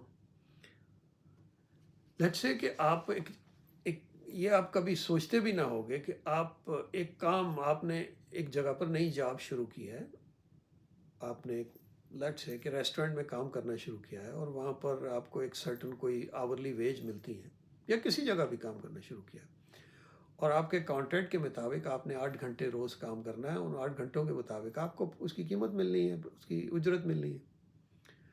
اب ایسے ہے کہ اگر 8 گھنٹے آپ نے ڈیلی کام کرنا ہے، فرض کیجئے کہ ایک شخص جو ہے نا اس میں سے لنچ کرنے جاتا ہے اور اس کے ساتھ کہتا ہے میں نے نماز بھی پڑھنی ہے خاص طور پر، اور وہاں پر 3 گھنٹے جو ہے نا یا 2 گھنٹے وہاں گزار کے آتا ہے۔ اکثر رواج ہے، جیسے میں نے نوٹ کیا پاکستان میں یہ اکثر ہوتا ہے۔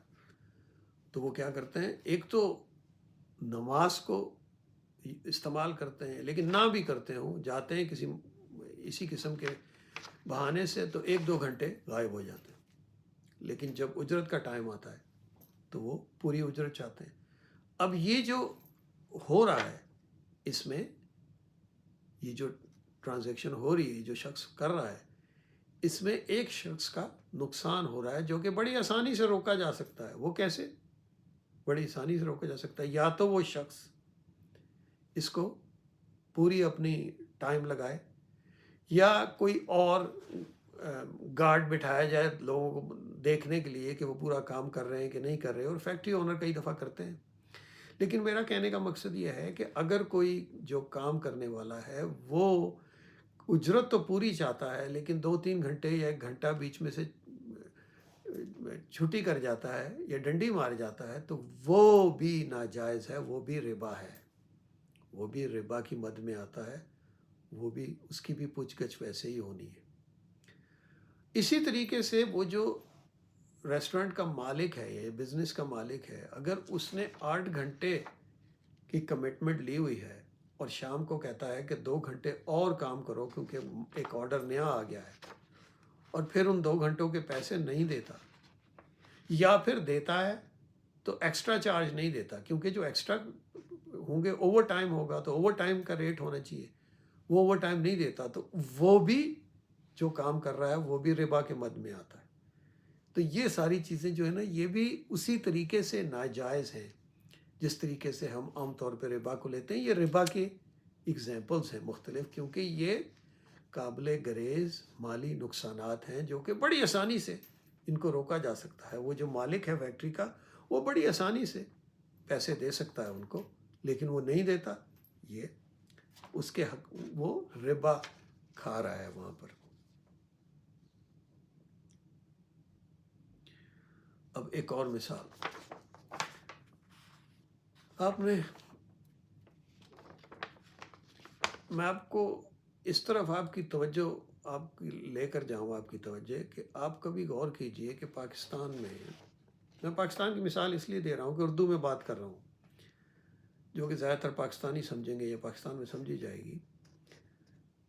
پاکستان میں اس وقت جو لوگ گورنمنٹ کے ملازمین ہیں، بلکہ اس میں آپ فوج بھی ایڈ کر لیں، فوج اور گورنمنٹ کے ملازمین مل کے کتنے ہوں گے، زیادہ کتنے ہوں گے، ان ساروں کو مکمل طور پر آپ اکٹھا کر لیں جو اس وقت کام کر رہے ہیں گورنمنٹ کے ملازمین، اور اس وقت جو فوج ہے سارے اکٹھا کر لیں، تو وہ جو سارے ہیں نا وہ پوری جو پاکستان کی آبادی ہے اس کا 1% سے بھی کم ہے. گورنمنٹ کے جو سارے ملازمین اور فوج ملا کر سارے کے سارے پوری آبادی کا 1% سے بھی کم ہے. ساری دنیا میں ایسے ہے، لیکن میں پاکستان کی مثال دے رہا ہوں، 1% سے بھی کم ہے. اب یہ ایک بات ہو گئی. اور اس میں سے وہ جو 1% سے کم ہے اس میں جو آفیسر کلاس ہے وہ تو بالکل ہی فریکشن ہے، لیکن لیٹ سے اس مثال میں ہم ساروں کو رکھتے ہیں 1% سے بھی کم ہے. اب ہوتا یہ ہے یہ جو سارے لوگ ہیں جو 1% سے بھی کم ہیں ان کو کس نے نوکر رکھا ہوا ہے یا نوکری دی ہوئی ہے؟ یہ باقی جو آبادی ہے 99% انہوں نے دی ہوئی ہے.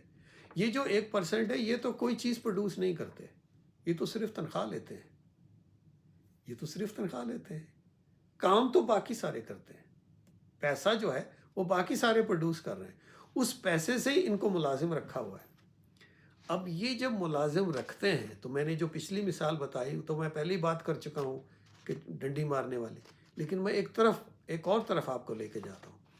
یہ جو ملازمین ہیں سرکاری ملازم اور خاص طور پر فوج وہ کیا کرتے ہیں؟ پاکستان میں سب سے زیادہ قیمتی چیز کیا ہو سکتی ہے اقتصادی طور پر؟ اقتصادیات کی بات ہو رہی ہے. سب سے قیمتی چیز کیا ہے؟ زمین سب سے قیمتی ہے. اقتصادی طور پر زمین قیمتی ہے. روپیہ تو اوپر نیچے جاتا ہے، زمین وہیں رہتی ہے یا بڑھ جاتی ہے. زمین سب سے قیمتی.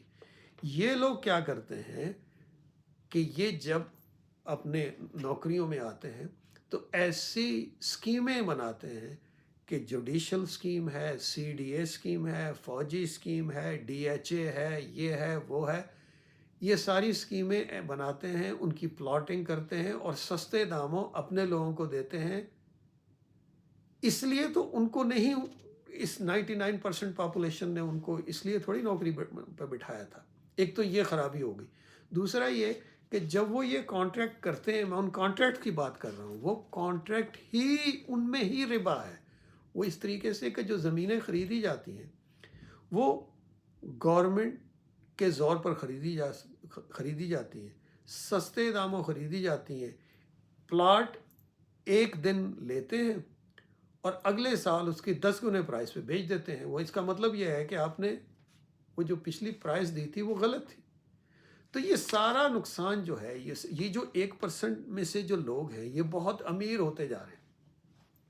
یہ کہاں سے امیر ہوتے جا رہے ہیں؟ کیونکہ جو 99% ہے نا یہ غریب ہوتے جا رہے ہیں. یہ سارا کچھ یہاں سے آ رہا ہے. یہ جو ٹرانزیکشنز ہیں ساری کی ساری، یہ جو کالونیاں بنتی ہیں اس میں ہر قسم کی کالونی بن جاتی ہے. جو سپریم کورٹ کی کالونی ہے وہ بھی اسی زمرے میں آئے گی، حالانکہ وہ جسٹسز ہوں گے، ان کو کوئی حق نہیں ہے کہ اس قسم کا کام کریں. ان سب میں ربا ہے. یہ جو سارے لوگ پلاٹوں پر بیٹھے ہوئے ہیں اور پیسے بیچ کے یا اس گھر میں رہتے ہیں وہ سب ربا سے ڈیل کر رہے ہیں. اصل میں گورنمنٹ کو یہ چاہیے تھا، اگر گھر چاہیے تھے، گورنمنٹ کے لوگوں کو بھی گھر چاہیے تھے، تو وہ ایک سسٹم کریٹ کرتے انصاف کے ساتھ جس میں سارے لوگوں کو، جو 100% لوگ ہیں ان کو موقع ہوتا کہ وہ بھی ایک ساروں کو ایک جیسے موقع ہوتے ہیں اور وہ گھر خرید سکتے، اور ان کو بھی ایسے ہی ساروں کو ایک جیسا موقع ملتا ہے. یہی ہوتا ہے ہر ملک میں، امریکہ میں بھی ایسے ہی ہوتا ہے. یہاں کوئی کسی گورنمنٹ آفیسر کو کوئی پلاٹ سلاٹ نہیں ملتا، کسی فوجی کو کوئی پلاٹ سلاٹ نہیں ملتا، کیونکہ اگر پلاٹ ملنا شروع ہو جائے تو ساری سوسائٹی کہے گی یہ کیا ہو رہا ہے، یہ تو غیر انصافی ہے. ان کو تنخواہ دی جاتی ہے اسی طریقے سے جیسے سب کو تنخواہ دی جاتی ہے، اور وہ جیسے پرائیویٹ جو کمپنیاں ہیں پاکستان میں، ان کے لوگ بھی تو تنخواہ پہ ہیں، ان کو تو کوئی قانونین گورنمنٹ نہیں بنا کے دیتی، وہ تو اپنا ہی سب کچھ کر رہے ہیں. اس لیے گورنمنٹ کا کام جو ہے نا وہ کچھ اور ہے. اقتصادیات کے بارے میں گورنمنٹ کا کام ہے پالیسی بنانا، اور صرف اس طریقے سے انصاف کے ساتھ ایک ایسا سسٹم کریٹ کرنا جہاں پر سب لوگوں کو آسانی سے گھر مل سکیں اور وہ خرید سکیں. یہ بھی وہ مسئلے ہیں، اور ان ساری چیزوں کا جوڑ جو ہے نا وہ ربا کے ساتھ جڑا ہوا ہے. ایک طرف تو یہ آپ غور کرو گے کہ گورنمنٹ میں خاص طور پہ جو مذہبی سٹائل کے لوگ گورنمنٹ میں بیٹھے ہوئے ہیں، وہ بار بار یہ کہتے ہیں کہ ہم نے ربا کو نکالنا ہے، اپنی طرف سے یہ کوشش کرتے ہیں. دوسری طرف اگر آپ غور کریں تو ان کی بے شمار پالیسیاں جو ہیں وہ ربا سے ہی اپنا فائدہ اٹھا رہے ہیں. تو وہ جب تک ربا جو ہے نا اس کے ساتھ پورا جڑا ہوا ہے، ان سارے سسٹم کے ساتھ، جب تک یہ ساری وہ یہ نہیں سمجھیں گے کہ ربا کا اصل میں مطلب کیا ہے. ربا کا مطلب اقتصادی ناانصافی ہے جو وہ کسی کے ساتھ نہیں کر سکتے. جب وہ اپنے لیے پلاٹ خاص طور پر بناتے ہیں تو اس کا مطلب ہے کسی اور کے ساتھ ناانصافی ہو رہی. تو منصفانہ سسٹم کریٹ کرنا ہوگا. یہ بھی ربا کی مثالیں ہیں پاکستان جیسے ملک میں، اور پاکستان جیسے بہت سارے ملک ہیں، اور یہ صرف گھروں کی نہیں ہے. اسی طریقے پر لوگ جو ہیں وہ ان کو کانٹریکٹ ملتے ہیں، فیکٹریز ملتی ہیں، یہ سارے ایسٹس ملتے ہیں، زمینیں ملتی ہیں. اب پھر کئی دفعہ ایسا ہوتا ہے کہ یہ جو اسی سسٹم میں لوگوں کو ابھی صرف ایک کاغذ کا ٹکڑا ملا ہوتا ہے کہ پلاٹ الاٹ ہو گیا، 10 لاکھ دے کر پلاٹ الاٹ ہو گیا، 6 مہینے بعد وہ اسی کو 20-25 لاکھ میں بیچ رہے ہوتے ہیں. اسلام اس کی اجازت نہیں دیتا دوستو، اس کی اجازت اسلام میں نہیں ہے. اسلام یہ کہتا ہے بہت ساری چیزوں میں کہ آپ وہ چیز بیچ نہیں سکتے جو آپ کے پاس ہے ہی نہیں. اس کیس میں تو آپ کے پاس صرف ایک کاغذ کا ٹکڑا ہے، نہ وہ زمین ہو سکتا ہے، وہ زمین بھی پتہ نہیں اس کا کٹاؤ ہوا ہے کہ نہیں، وہ مکان ابھی بنا ہے کہ نہیں. آپ ان چیزوں کو نہیں بیچ سکتے جب تک وہ مکان بن نہ جائے، کیونکہ مکان بنے گا یا زمین کا ٹکڑا سامنے آئے گا، آپ کسی کو جا کر دکھاؤ گے تو پھر بھی وہ بات بن سکتی ہے. یہ صرف کاغذ فائلیں جو بکتی ہیں یہ ربا کے زمرے میں آتی ہیں، کیونکہ ان میں بہت زیادہ غرار ہے، ان میں بہت زیادہ غرار ہے. اس لیے، اور اکثر درار بھی ہو سکتا ہے، لیکن خاص طور پہ یہ جو فائلیں بکتی ہیں ان میں غرار بہت ہے، اقتصادی بے یقینی بہت ہے. اب اسی طرح کی میں اور مثال بتاتا ہوں آپ کو.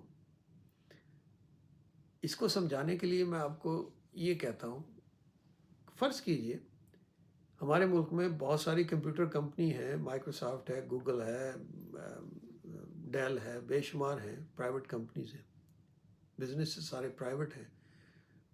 فرض کیجئے کہ کل امریکن گورنمنٹ اناؤنس کرتی ہے کہ یہ ایک کمپیوٹر کمپنی کھولتی ہے، کمپیوٹر مینوفیکچرنگ کمپنی، کمپیوٹر بنایا کرے گی. تو کیا یہاں کے لوگ جو ہیں وہ اس چیز کو ایکسیپٹ کریں گے؟ کبھی بھی نہیں کریں گے. کیوں؟ وہ فوراً ہی کھڑے ہو جائیں گے، کہیں گے کہ یہ ناانصافی ہے، یہ اقتصادی ناانصافی. کس کے ساتھ؟ باقی سارے لوگوں کے ساتھ جو باقی بزنسز ہیں. وہ تو کبھی بھی کمپیٹ نہیں کر سکیں گے گورنمنٹ کے ساتھ. گورنمنٹ کو ایکسٹرا ایڈوانٹیج ہوگا، وہ اپنے کانٹریکٹ لوگی، انفلوئنس ہوگا، رولز بنا لیں گے. تو یہ تو بہت بڑا مسئلہ کریٹ ہو گیا. یہ میں جیسے پہلے کہہ رہا تھا کہ یہ جو اقتصادی ناانصافی ہے، یہاں کے لوگ اس چیز کو روکتے ہیں صرف اس لیے ان کو پتہ ہے منطقی طور پر کہ یہ غلط ہے. لیکن اسلام تو اس کی مذہبی بنیادوں پر ہمیں سمجھاتا ہے کہ یہ غلط ہے. یہ ایسے ہی ہے جیسے اللہ سبحانہ تعالیٰ کے ساتھ لڑائی لے رہے ہو. یہ اقتصادی ناانصافی ہے. لیکن پاکستان جیسے ملک میں جو آپ کی گورنمنٹ یا سیمی گورنمنٹ انٹرپرائزز ہیں، بزنس انٹرپرائزز ہیں، فوج کے پاس اتنے سارے بزنسز ہیں، وہ سارے اس زمرے میں آتے ہیں، یہ سارے کے سارے اس زمرے میں آتے ہیں. وہ ان کی کوئی تک نہیں ہے، وہ سب غیر ناانصافی ہے. کس کے ساتھ؟ وہ جو 99% لوگ ہیں نا، جنہوں نے فوج کو یا گورنمنٹ آفیشلز کو یا گورنمنٹ کے سارے لوگوں کو رکھا ہوا ہے، ان کے ساتھ ناانصافی ہے. اس لیے ان کے ساتھ درار ہے. اس لیے یہ سارے کے سارے یہ جو سیمی گورنمنٹ ادارے ہوتے ہیں یا گورنمنٹ کے ادارے ہوتے ہیں، at the end of the day semi government ادارے ہمیشہ ایک چھوٹے گروپ کو فیور کر رہے ہوتے ہیں، ان کا بینیفٹ ہو رہا ہوتا ہے. اب اگر گورنمنٹ نے پاکستان میں لٹ سے یا فوجیوں نے سیمنٹ کی فیکٹریاں لگائی ہوئی ہیں، تو کوئی باہر کا آدمی جا کے سیمنٹ کی فیکٹری لگا کے کیسے کمپیٹ کر سکتا ہے ان کے ساتھ؟ کمپٹیشن ہو ہی نہیں سکتا، کیونکہ ایک تو ان کے پاس ریسورسز ان لمیٹیڈ ہیں، گورنمنٹ کے پاس تو جتنے مرضی پیسے چھاپ لے. ایک تو یہ ہو گیا. دوسرا، ان کو نقصان کا کوئی نہیں ہے، نقصان ہو بھی گیا تو پوچھنا کس نے ہے. اور تیسرا، ان کے کانٹیکٹ اتنے ہیں کہ جہاں پر سیمنٹ چاہیے ان کا سیمنٹ پہلے لگے گا، کیونکہ ان کے کانٹیکٹ زیادہ ہیں. تو جو کوئی بھی پرائیویٹ کمپنی ہوگی وہ ان سے کمپیٹ کر ہی نہیں سکتی، نہ ہی کسی گورنمنٹ کمپنی سے، نہ ہی کسی فوجی کمپنی سے. تو وہ جو کمپنیز ہیں وہ ساری کی ساری غلط ہیں اسلام کے مطابق، کیونکہ ان سب میں ربا ہے، ان سب میں درار ہے، وہ سب کے سب غلط ہیں.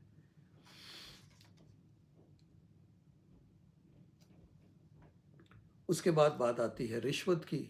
اقتصادی بنیاد پر جو رشوت دی جاتی ہے، اور میں نے جو رشوت جو ہے وہ اتنی سٹل ہو سکتی ہے، جیسے میں نے آپ کو بتایا کہ وہ بکرا لینے والے آئے تھے منسٹر کے گھر سے، تو ان کو 1 لاکھ کا بکرا 80 میں دے دیا تھا، وہ بھی رشوت تھی. لیکن رشوت تو بہت قسموں کی ہوتی ہے، سو مچ سو کہ انٹرنیشنل لیول پر بھی کانٹریکٹ کے لیے کئی دفعہ یہی کام کیا جاتا ہے. جیسے آپ کا چیف آف آرمی اسٹاف یا ہیڈ آف اسٹیٹ جو ہے کسی اور ملک میں جائے، تو وہ جو اگلے ملک والے ہیں وہ اگر کوئی بہت قیمتی تحفہ ان کو دیں، اور وہ تحفہ جو ہے وہ دیا تو جاتا ہے ایکچولی ملک کو، اور وہ جو جس کو دیا جاتا ہے ان کو چاہیے کہ وہ تحفہ اگر دیا جا رہا ہے آ کر قومی خزانے میں جمع کرائیں، وہ تحفہ ان کا نہیں ہوتا. لیکن اگر وہ تحفہ رکھ لیں، تو وہ جو سارے پیسے ہوتے ہیں وہ سارے کے سارے، پہلی بات تو یہ جو ٹرانزیکشن ہے یہ ربا ٹرانزیکشن ہو گئی، کیونکہ اس میں درار ہو گیا پوری قوم کے ساتھ. اب جب درار ہو گیا پوری قوم کے ساتھ، تو وہ جو ربا تھا، درار میں جو ربا تھا وہ کس نے کھایا، کس کے پیٹ میں گیا؟ وہ اس کے پیٹ میں جس نے وہ تحفہ استعمال کیا یا بیچا اور اس کو استعمال کیا. تو یہ ساری جو مثالیں ہیں یہ ربا ٹرانزیکشنز ہیں. بہت سالوں پہلے سینٹرل پنجاب میں، مجھے مثال پتہ ہے، پرانا آج سے آپ 30-40 سال پہلے چلے جائیں تو پنجاب میں یہ تھا کہ جب سردیاں آتی تھی جنوری میں، دسمبر جنوری میں، تو گنے کی فصل اترتی تھی تو لوگ گڑ بنایا کرتے تھے اور دیسی چینی بنایا کرتے تھے، اور وہ صحت کے لیے اچھی تھی، سب کچھ ٹھیک تھا، سارے جو ذمہ دار تھے وہ سب کچھ ٹھیک تھے. ایک دن کیا ہوا، سینٹرل پنجاب میں ایک جگہ، میں اس جگہ کا نام نہیں لے رہا اس وقت، وہاں پر ایک شوگر مل لگ گئی، فوجی فاؤنڈیشن کی ایک شوگر مل لگا دی گئی وہاں پر. اب وہ جو انویسٹمنٹ ہوئی تھی، شوگر مل لگی تھی، وہ لوکل لوگ جو تھے ان میں سے کسی نے نہیں لگائی، وہ باہر سے آ کے ایک شوگر مل لگا دی ہے. وہ جو میں نے جیسے بتایا نا کہ سیمی گورنمنٹ ادارے جو ہیں وہ کیا کرتے ہیں، وہ ایک شوگر مل لگا دی ہے. وہ شوگر مل تو لگ گئی، اب شوگر مل لگ گئی تو اس کو گنا چاہیے. اب جو لوکل کسان ہیں وہ تو گڑ بناتے ہیں. اب انہوں نے، اب دیکھیے نا کیا جو گورنمنٹ کیا کرتی ہے، انہوں نے ایک رول بنا دیا کہ آپ یہ گڑ نہیں بنا سکتے، دیسی چینی نہیں بنا سکتے. سارے ذمہ داروں نے وہ سارا سسٹم ہی ختم کر دیا، کیونکہ وہ غیر قانونی کر دیا گیا. ہر ایک کو مجبور کیا گیا کہ وہ گنا شوگر مل لے کر جائے گا. پہلے تو آپ نے یہ ناانصافی والی بات کی، یہ اقتصادی ناانصافی ہو گئی کسانوں کے ساتھ. پھر وہ فصل کٹا کر لے کر جاتے تھے، ٹرالوں کے اوپر لے کر جاتے تھے، لائنیں لگی ہوئی ہیں، 2 ہفتے کئی دفعہ کھڑے ہوئے ہیں لائن میں، اور ابھی تک ان کی باری نہیں آ رہی، کیونکہ شوگر مل میں لائن لگی ہوئی ہے اور وہ اندر نہیں جا سکتے. وہ گنا وہیں پر خشک ہو رہا ہے سردیوں کے زمانے میں اور اس کا وزن کم ہو رہا ہے۔ یہ اقتصادی ناانصافی ہے۔ پھر گنا وہ لیتے تھے، پھر اس کے پیسے نہیں دیتے تھے فوراً، پیسے دیے جا رہے ہیں چند ہفتوں بعد یا چند مہینوں بعد، وہ اس سے بھی زیادہ غیر انصافی ہے۔ اب یہ چیزیں نوٹ کیجئے کہ اس ایک شوگر مل، اور پھر وہ جو شوگر مل ہے وہ وائٹ شوگر پروڈیوس کر رہی ہے جو کہ صحت کے لیے اچھی نہیں ہے، وہ تو ایک علیحدہ بات ہے۔ میں بات کر رہا ہوں اقتصادیات کی۔ یہ جو ہے جہاں جہاں پر اس قسم کی شوگر ملز لگی ہوئی ہیں، یہ ساری کی ساری یہ کام کر رہی ہیں۔ یا تو ایسا ہو کہ کسان جو ہیں ان کو والنٹیرلی، ایسا میں پرسنلی جانتا ہوں کہ کسانوں کو مجبور کیا گیا، کہ بلکہ غیر قانونی ہو گیا تھا کہ وہ یہ کام کر ہی نہیں سکتے۔ تو یہ سارا کا سارا ربا ہے۔ اب یہ ربا جو ہے کنزیوم کون کر رہا ہے، کھا کون رہا ہے؟ وہی جنہوں نے وہ مل لگائی ہے اور ان کی جنریشنز جو ہے نا وہ، اور جس حکومت نے وہ اپروول دیا ہے، وہ سارے انہوں نے ربا کھایا ہے۔ اور پھر یہ سارے لوگ کہتے ہیں کہ اللہ سبحانہ تعالیٰ کی رحمت کیوں نہیں ہوتی؟ رحمت وہاں کیسے آئے؟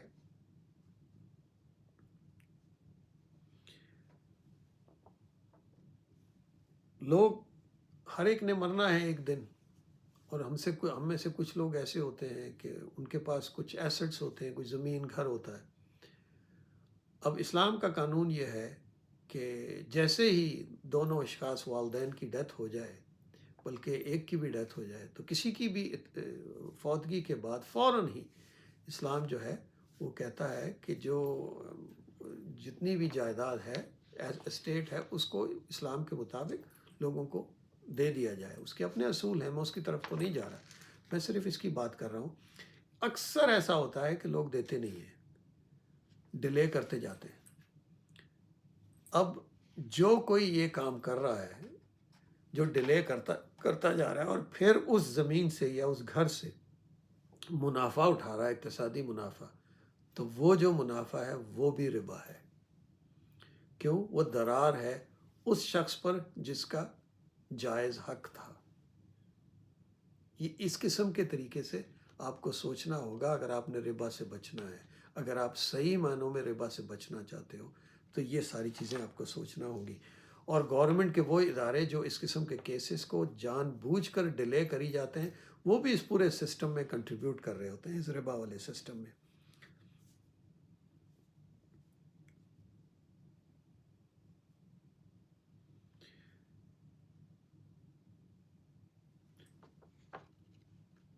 نیچرل ریسورسز ہوتے ہیں، جیسے پاکستان میں گیس نکلتی ہے، بلوچستان سے شروع میں نکلتی تھی، اب کئی اور جگہ بھی نکلتی ہوگی۔ وہ گیس جو ہے وہ کسی ایک جگہ سے نکلتی ہے، یا آئل جو ہے کسی جگہ سے نکلتا ہے۔ آپ وہاں سے لے کر جاتے ہو اس پروڈکٹ کو، اور دور کسی شہروں میں لے کر جاتے ہو اور وہاں پر بیچتے ہو۔ اگر جب آپ یہ کر رہے ہو اور کوئی گورنمنٹ یہ کر رہی ہے، کیونکہ وہاں پر تو گورنمنٹ لیول پر یہ کام ہوتے ہیں، اگر گورنمنٹ یہ کر رہی ہے اور جو لوکل لوگ ہیں ان کو پراپر طریقے سے اس کی قیمت نہیں دیتی، تو یہ جو پوری ٹرانزیکشن ہوئی ہے، یہ جو پوری ارینجمنٹ ہوئی ہے، یہ اس میں ربا ہے۔ اور ربا کھانے والے وہ سارے لوگ ہیں جو کہ گیس کو استعمال کر رہے ہیں یا آئل کو استعمال کر رہے ہیں۔ آبویسلی وہ تو ہیں ہی ہیں جنہوں نے اس کی ارینجمنٹ کیا یا کانٹریکٹ کیا، لیکن جو کھانے والے ہیں، جو یوز کرنے ہیں، ان کو سب پتہ ہے۔ وہ سارے کے سارے جو ہیں نا وہ اس زمرے میں آتے ہیں۔ ان چیزوں میں بھی ربا ہے۔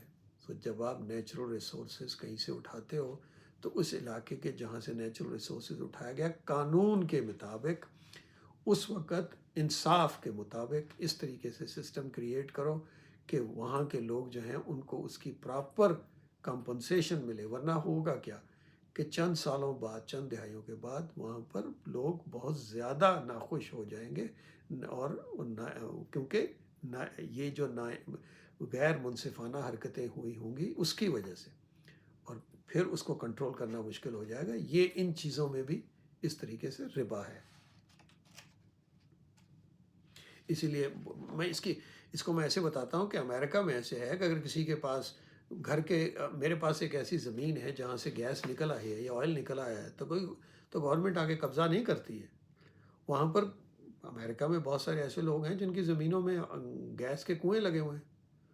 وہ کنویں لگتے ہیں، وہ اپنے اسی طریقے سے وہ بیچ رہے ہیں جس طریقے سے ہونا. آفٹر آل تو کسی کو گیس چاہیے تو وہ گیس بیچ رہے ہیں جیسے کہ گورنمنٹ بیچے گی، لیکن ان کو پراپر کمپنسیشن ملتی ہے کیونکہ ان کی زمین سے نکلا ہے.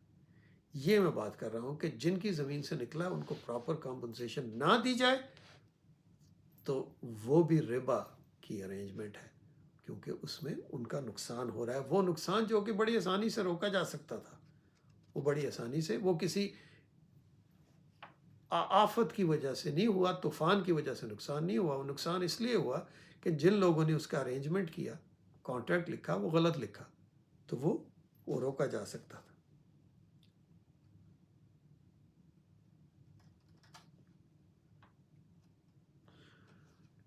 ایک اور چھوٹی سی مثال بتا دوں کہ پاکستان جیسے ملک میں اس وقت سونا چاندی تو پریشس ہوتے ہیں، لیکن ڈالر بھی بڑے پریشس ہیں.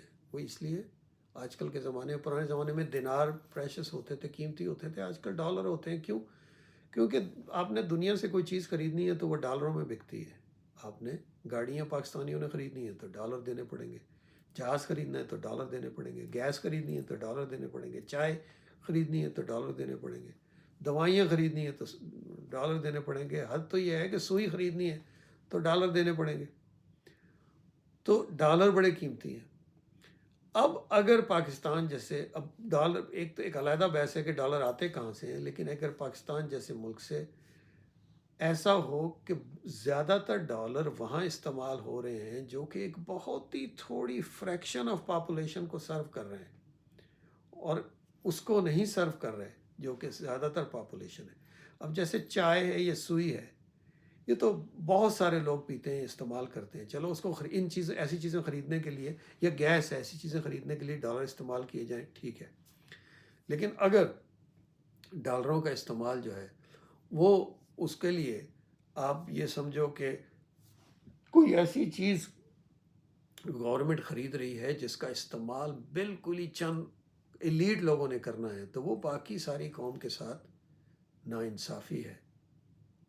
وہ بھی ربا کے زمرے میں آئے گی. وہ ٹرانزیکشن اور اس قسم کی ڈیلنگ جو ہے نا، ربا کے زمرے میں آئے گی. تو یہ جو مختلف مثالیں اور مثالیں اس قسم کی اور بھی دی جا سکتی ہیں، یہ میں نے اس لیے بتائیں آپ کو بتائیں کہ میں سمجھا سکوں کہ ربا جو ہے نا ایک ٹرم ہے، ایک اور آپ اس کا بنیادی خاکہ سمجھ لیں تو پھر آپ جب بھی ڈیل کر رہے ہوتے ہیں، کوئی بھی اقتصادیات کی بات ہو رہی ہوتی ہے، تو آپ کو فوراً سمجھ آنا شروع ہو جائے گا کہ کہاں پر ناانصافی ہو رہی ہے، وہیں پر ربا ہے، اور اسی کو روکنا چاہیے.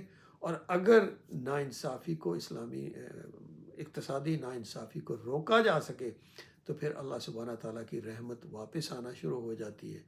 اور خاص طور پر ایک سوسائٹی میں اگر احسان ہونا شروع ہو جائے، احسان کا کیا ہوگا سوسائٹی کا؟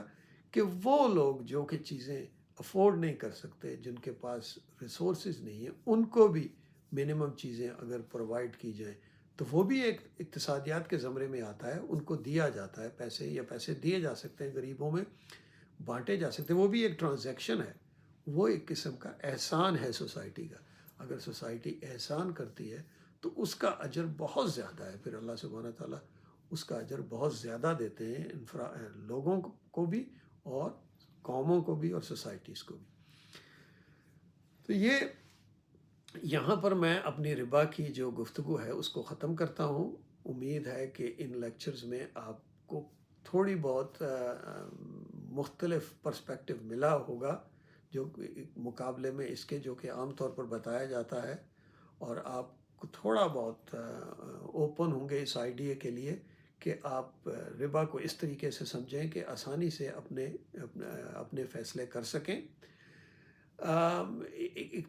اس کے بعد اقتصادیات کا چیپٹر شروع ہوتا ہے، اور ہو سکتا ہے میں کبھی جو ہے نا اسلامی اقتصادیات کے بارے میں کوئی لیکچر ریکارڈ کرواؤں، لیکن ابھی میں تیار نہیں ہوں اس مسئلے پر. میں تو اکانومسٹ نہیں ہوں خود، لیکن میں جس طریقے سے میں دیکھتا ہوں کہ پاکستان جیسے ملک میں اقتصادیات کے بارے میں جو علم ہے وہ بہت ہی کم ہے، دنیا کے مقابلے میں بہت ہی کم ہے. اور اقتصادی معاملات دنیا میں اتنے مشکل اور کمپلیکس ہوتے جا رہے ہیں کہ یہ بہت اہم ہے کہ پاکستانی ان چیزوں کو سمجھیں، بلکہ خاص طور پہ جو سو کالڈ پڑھے لکھے پاکستانی لوگ ہیں ان کو بھی سمجھنے کی بہت ضرورت ہے، کیونکہ وہاں پر بھی جو ان کی سٹاک مارکیٹ ہے وہ آہستہ آہستہ بڑی ہوتی جا رہی ہے، اور وہاں پر بھی وہی غلطیاں ہو سکتی ہیں جو کہ بہت ساری اور دنیا میں سٹاک مارکیٹس میں ہوتی ہیں۔ جیسے امریکہ میں بھی بہت جگہ پر بہت زیادہ ربا ہے۔ میں نے یہ بات نہیں کرتا کہ امریکہ میں ربا نہیں ہے، میں صرف یہ بات کر رہا تھا چند کانٹریکٹس کی۔ بے شمار جگہ یہاں پر ربا ہے، اور یہاں بھی آپ نوٹ کرو گے جب بھی کوئی بڑا کرائسس دیکھو گے، اقتصادی کرائسس دیکھو گے امریکہ میں، اس کے پیچھے جاؤ گے تو آپ نوٹ کرو گے کہ اقتصادی ناانصافی ہوئی تھی۔ اس قسم کی اقتصادی ناانصافی ہوئی تھی جس کو آسانی سے روکا جا سکتا تھا، لیکن ادھر کچھ لوگوں نے روکا نہیں، یا کچھ لوگوں نے جان بوجھ کے نہیں روکا، اور اس کی وجہ سے بہت بڑا نقصان ہو گیا۔ تو یہ مثالیں ہمیں یہاں اکثر ملتی ہیں، ایسے مثالیں پاکستان میں بھی شروع ہو جائیں گی، پاکستان جیسے ملکوں میں، جیسے جیسے کہ ان کی اکانومی زیادہ کمپلیکیٹڈ ہوگی۔ اس لیے بڑا ضروری ہے کہ لوگ اقتصادیات کو سمجھیں۔ آخر میں میری اللہ سبحانہ تعالیٰ سے دعا ہے کہ اگر میں نے کوئی غلطی کی ہو اس لیکچر میں یا پچھلے لیکچرز میں تو میری غلطی معاف فرمائے، اور مجھے سمجھ عطا فرمائے، اور جو میرے سننے والے ہیں وہ ان کو گائیڈ کر دے اس طرف کہ ان کو رستہ مل جائے کہ وہ خود ہی جو میری غلطی ہوئی ہے اس کے بجائے وہ خود ہی سیدھا رستہ پکڑ لیں، خاص طور پر وہ خود ہی قرآن کھول لیں اور آیات کو پڑھ لیں، اور خود ہی حدیث کی کتابوں کو کھول لیں اور ان کو پڑھ لیں۔ میری امید ہے کہ شاید وہ کریں۔ میری بہت زیادہ آپ سے بہت بہت شکریہ آپ لوگوں کا، اور میری آخر میں آپ لوگوں سے یہی دعا ہے کہ میرے لیے بھی دعا کیجیے اور اپنے لیے بھی دعا کیجیے کہ ہم اللہ سبحانہ تعالیٰ ہم سب کو سیدھے راستے پر رکھے۔ السلام علیکم ورحمۃ اللہ وبرکاتہ۔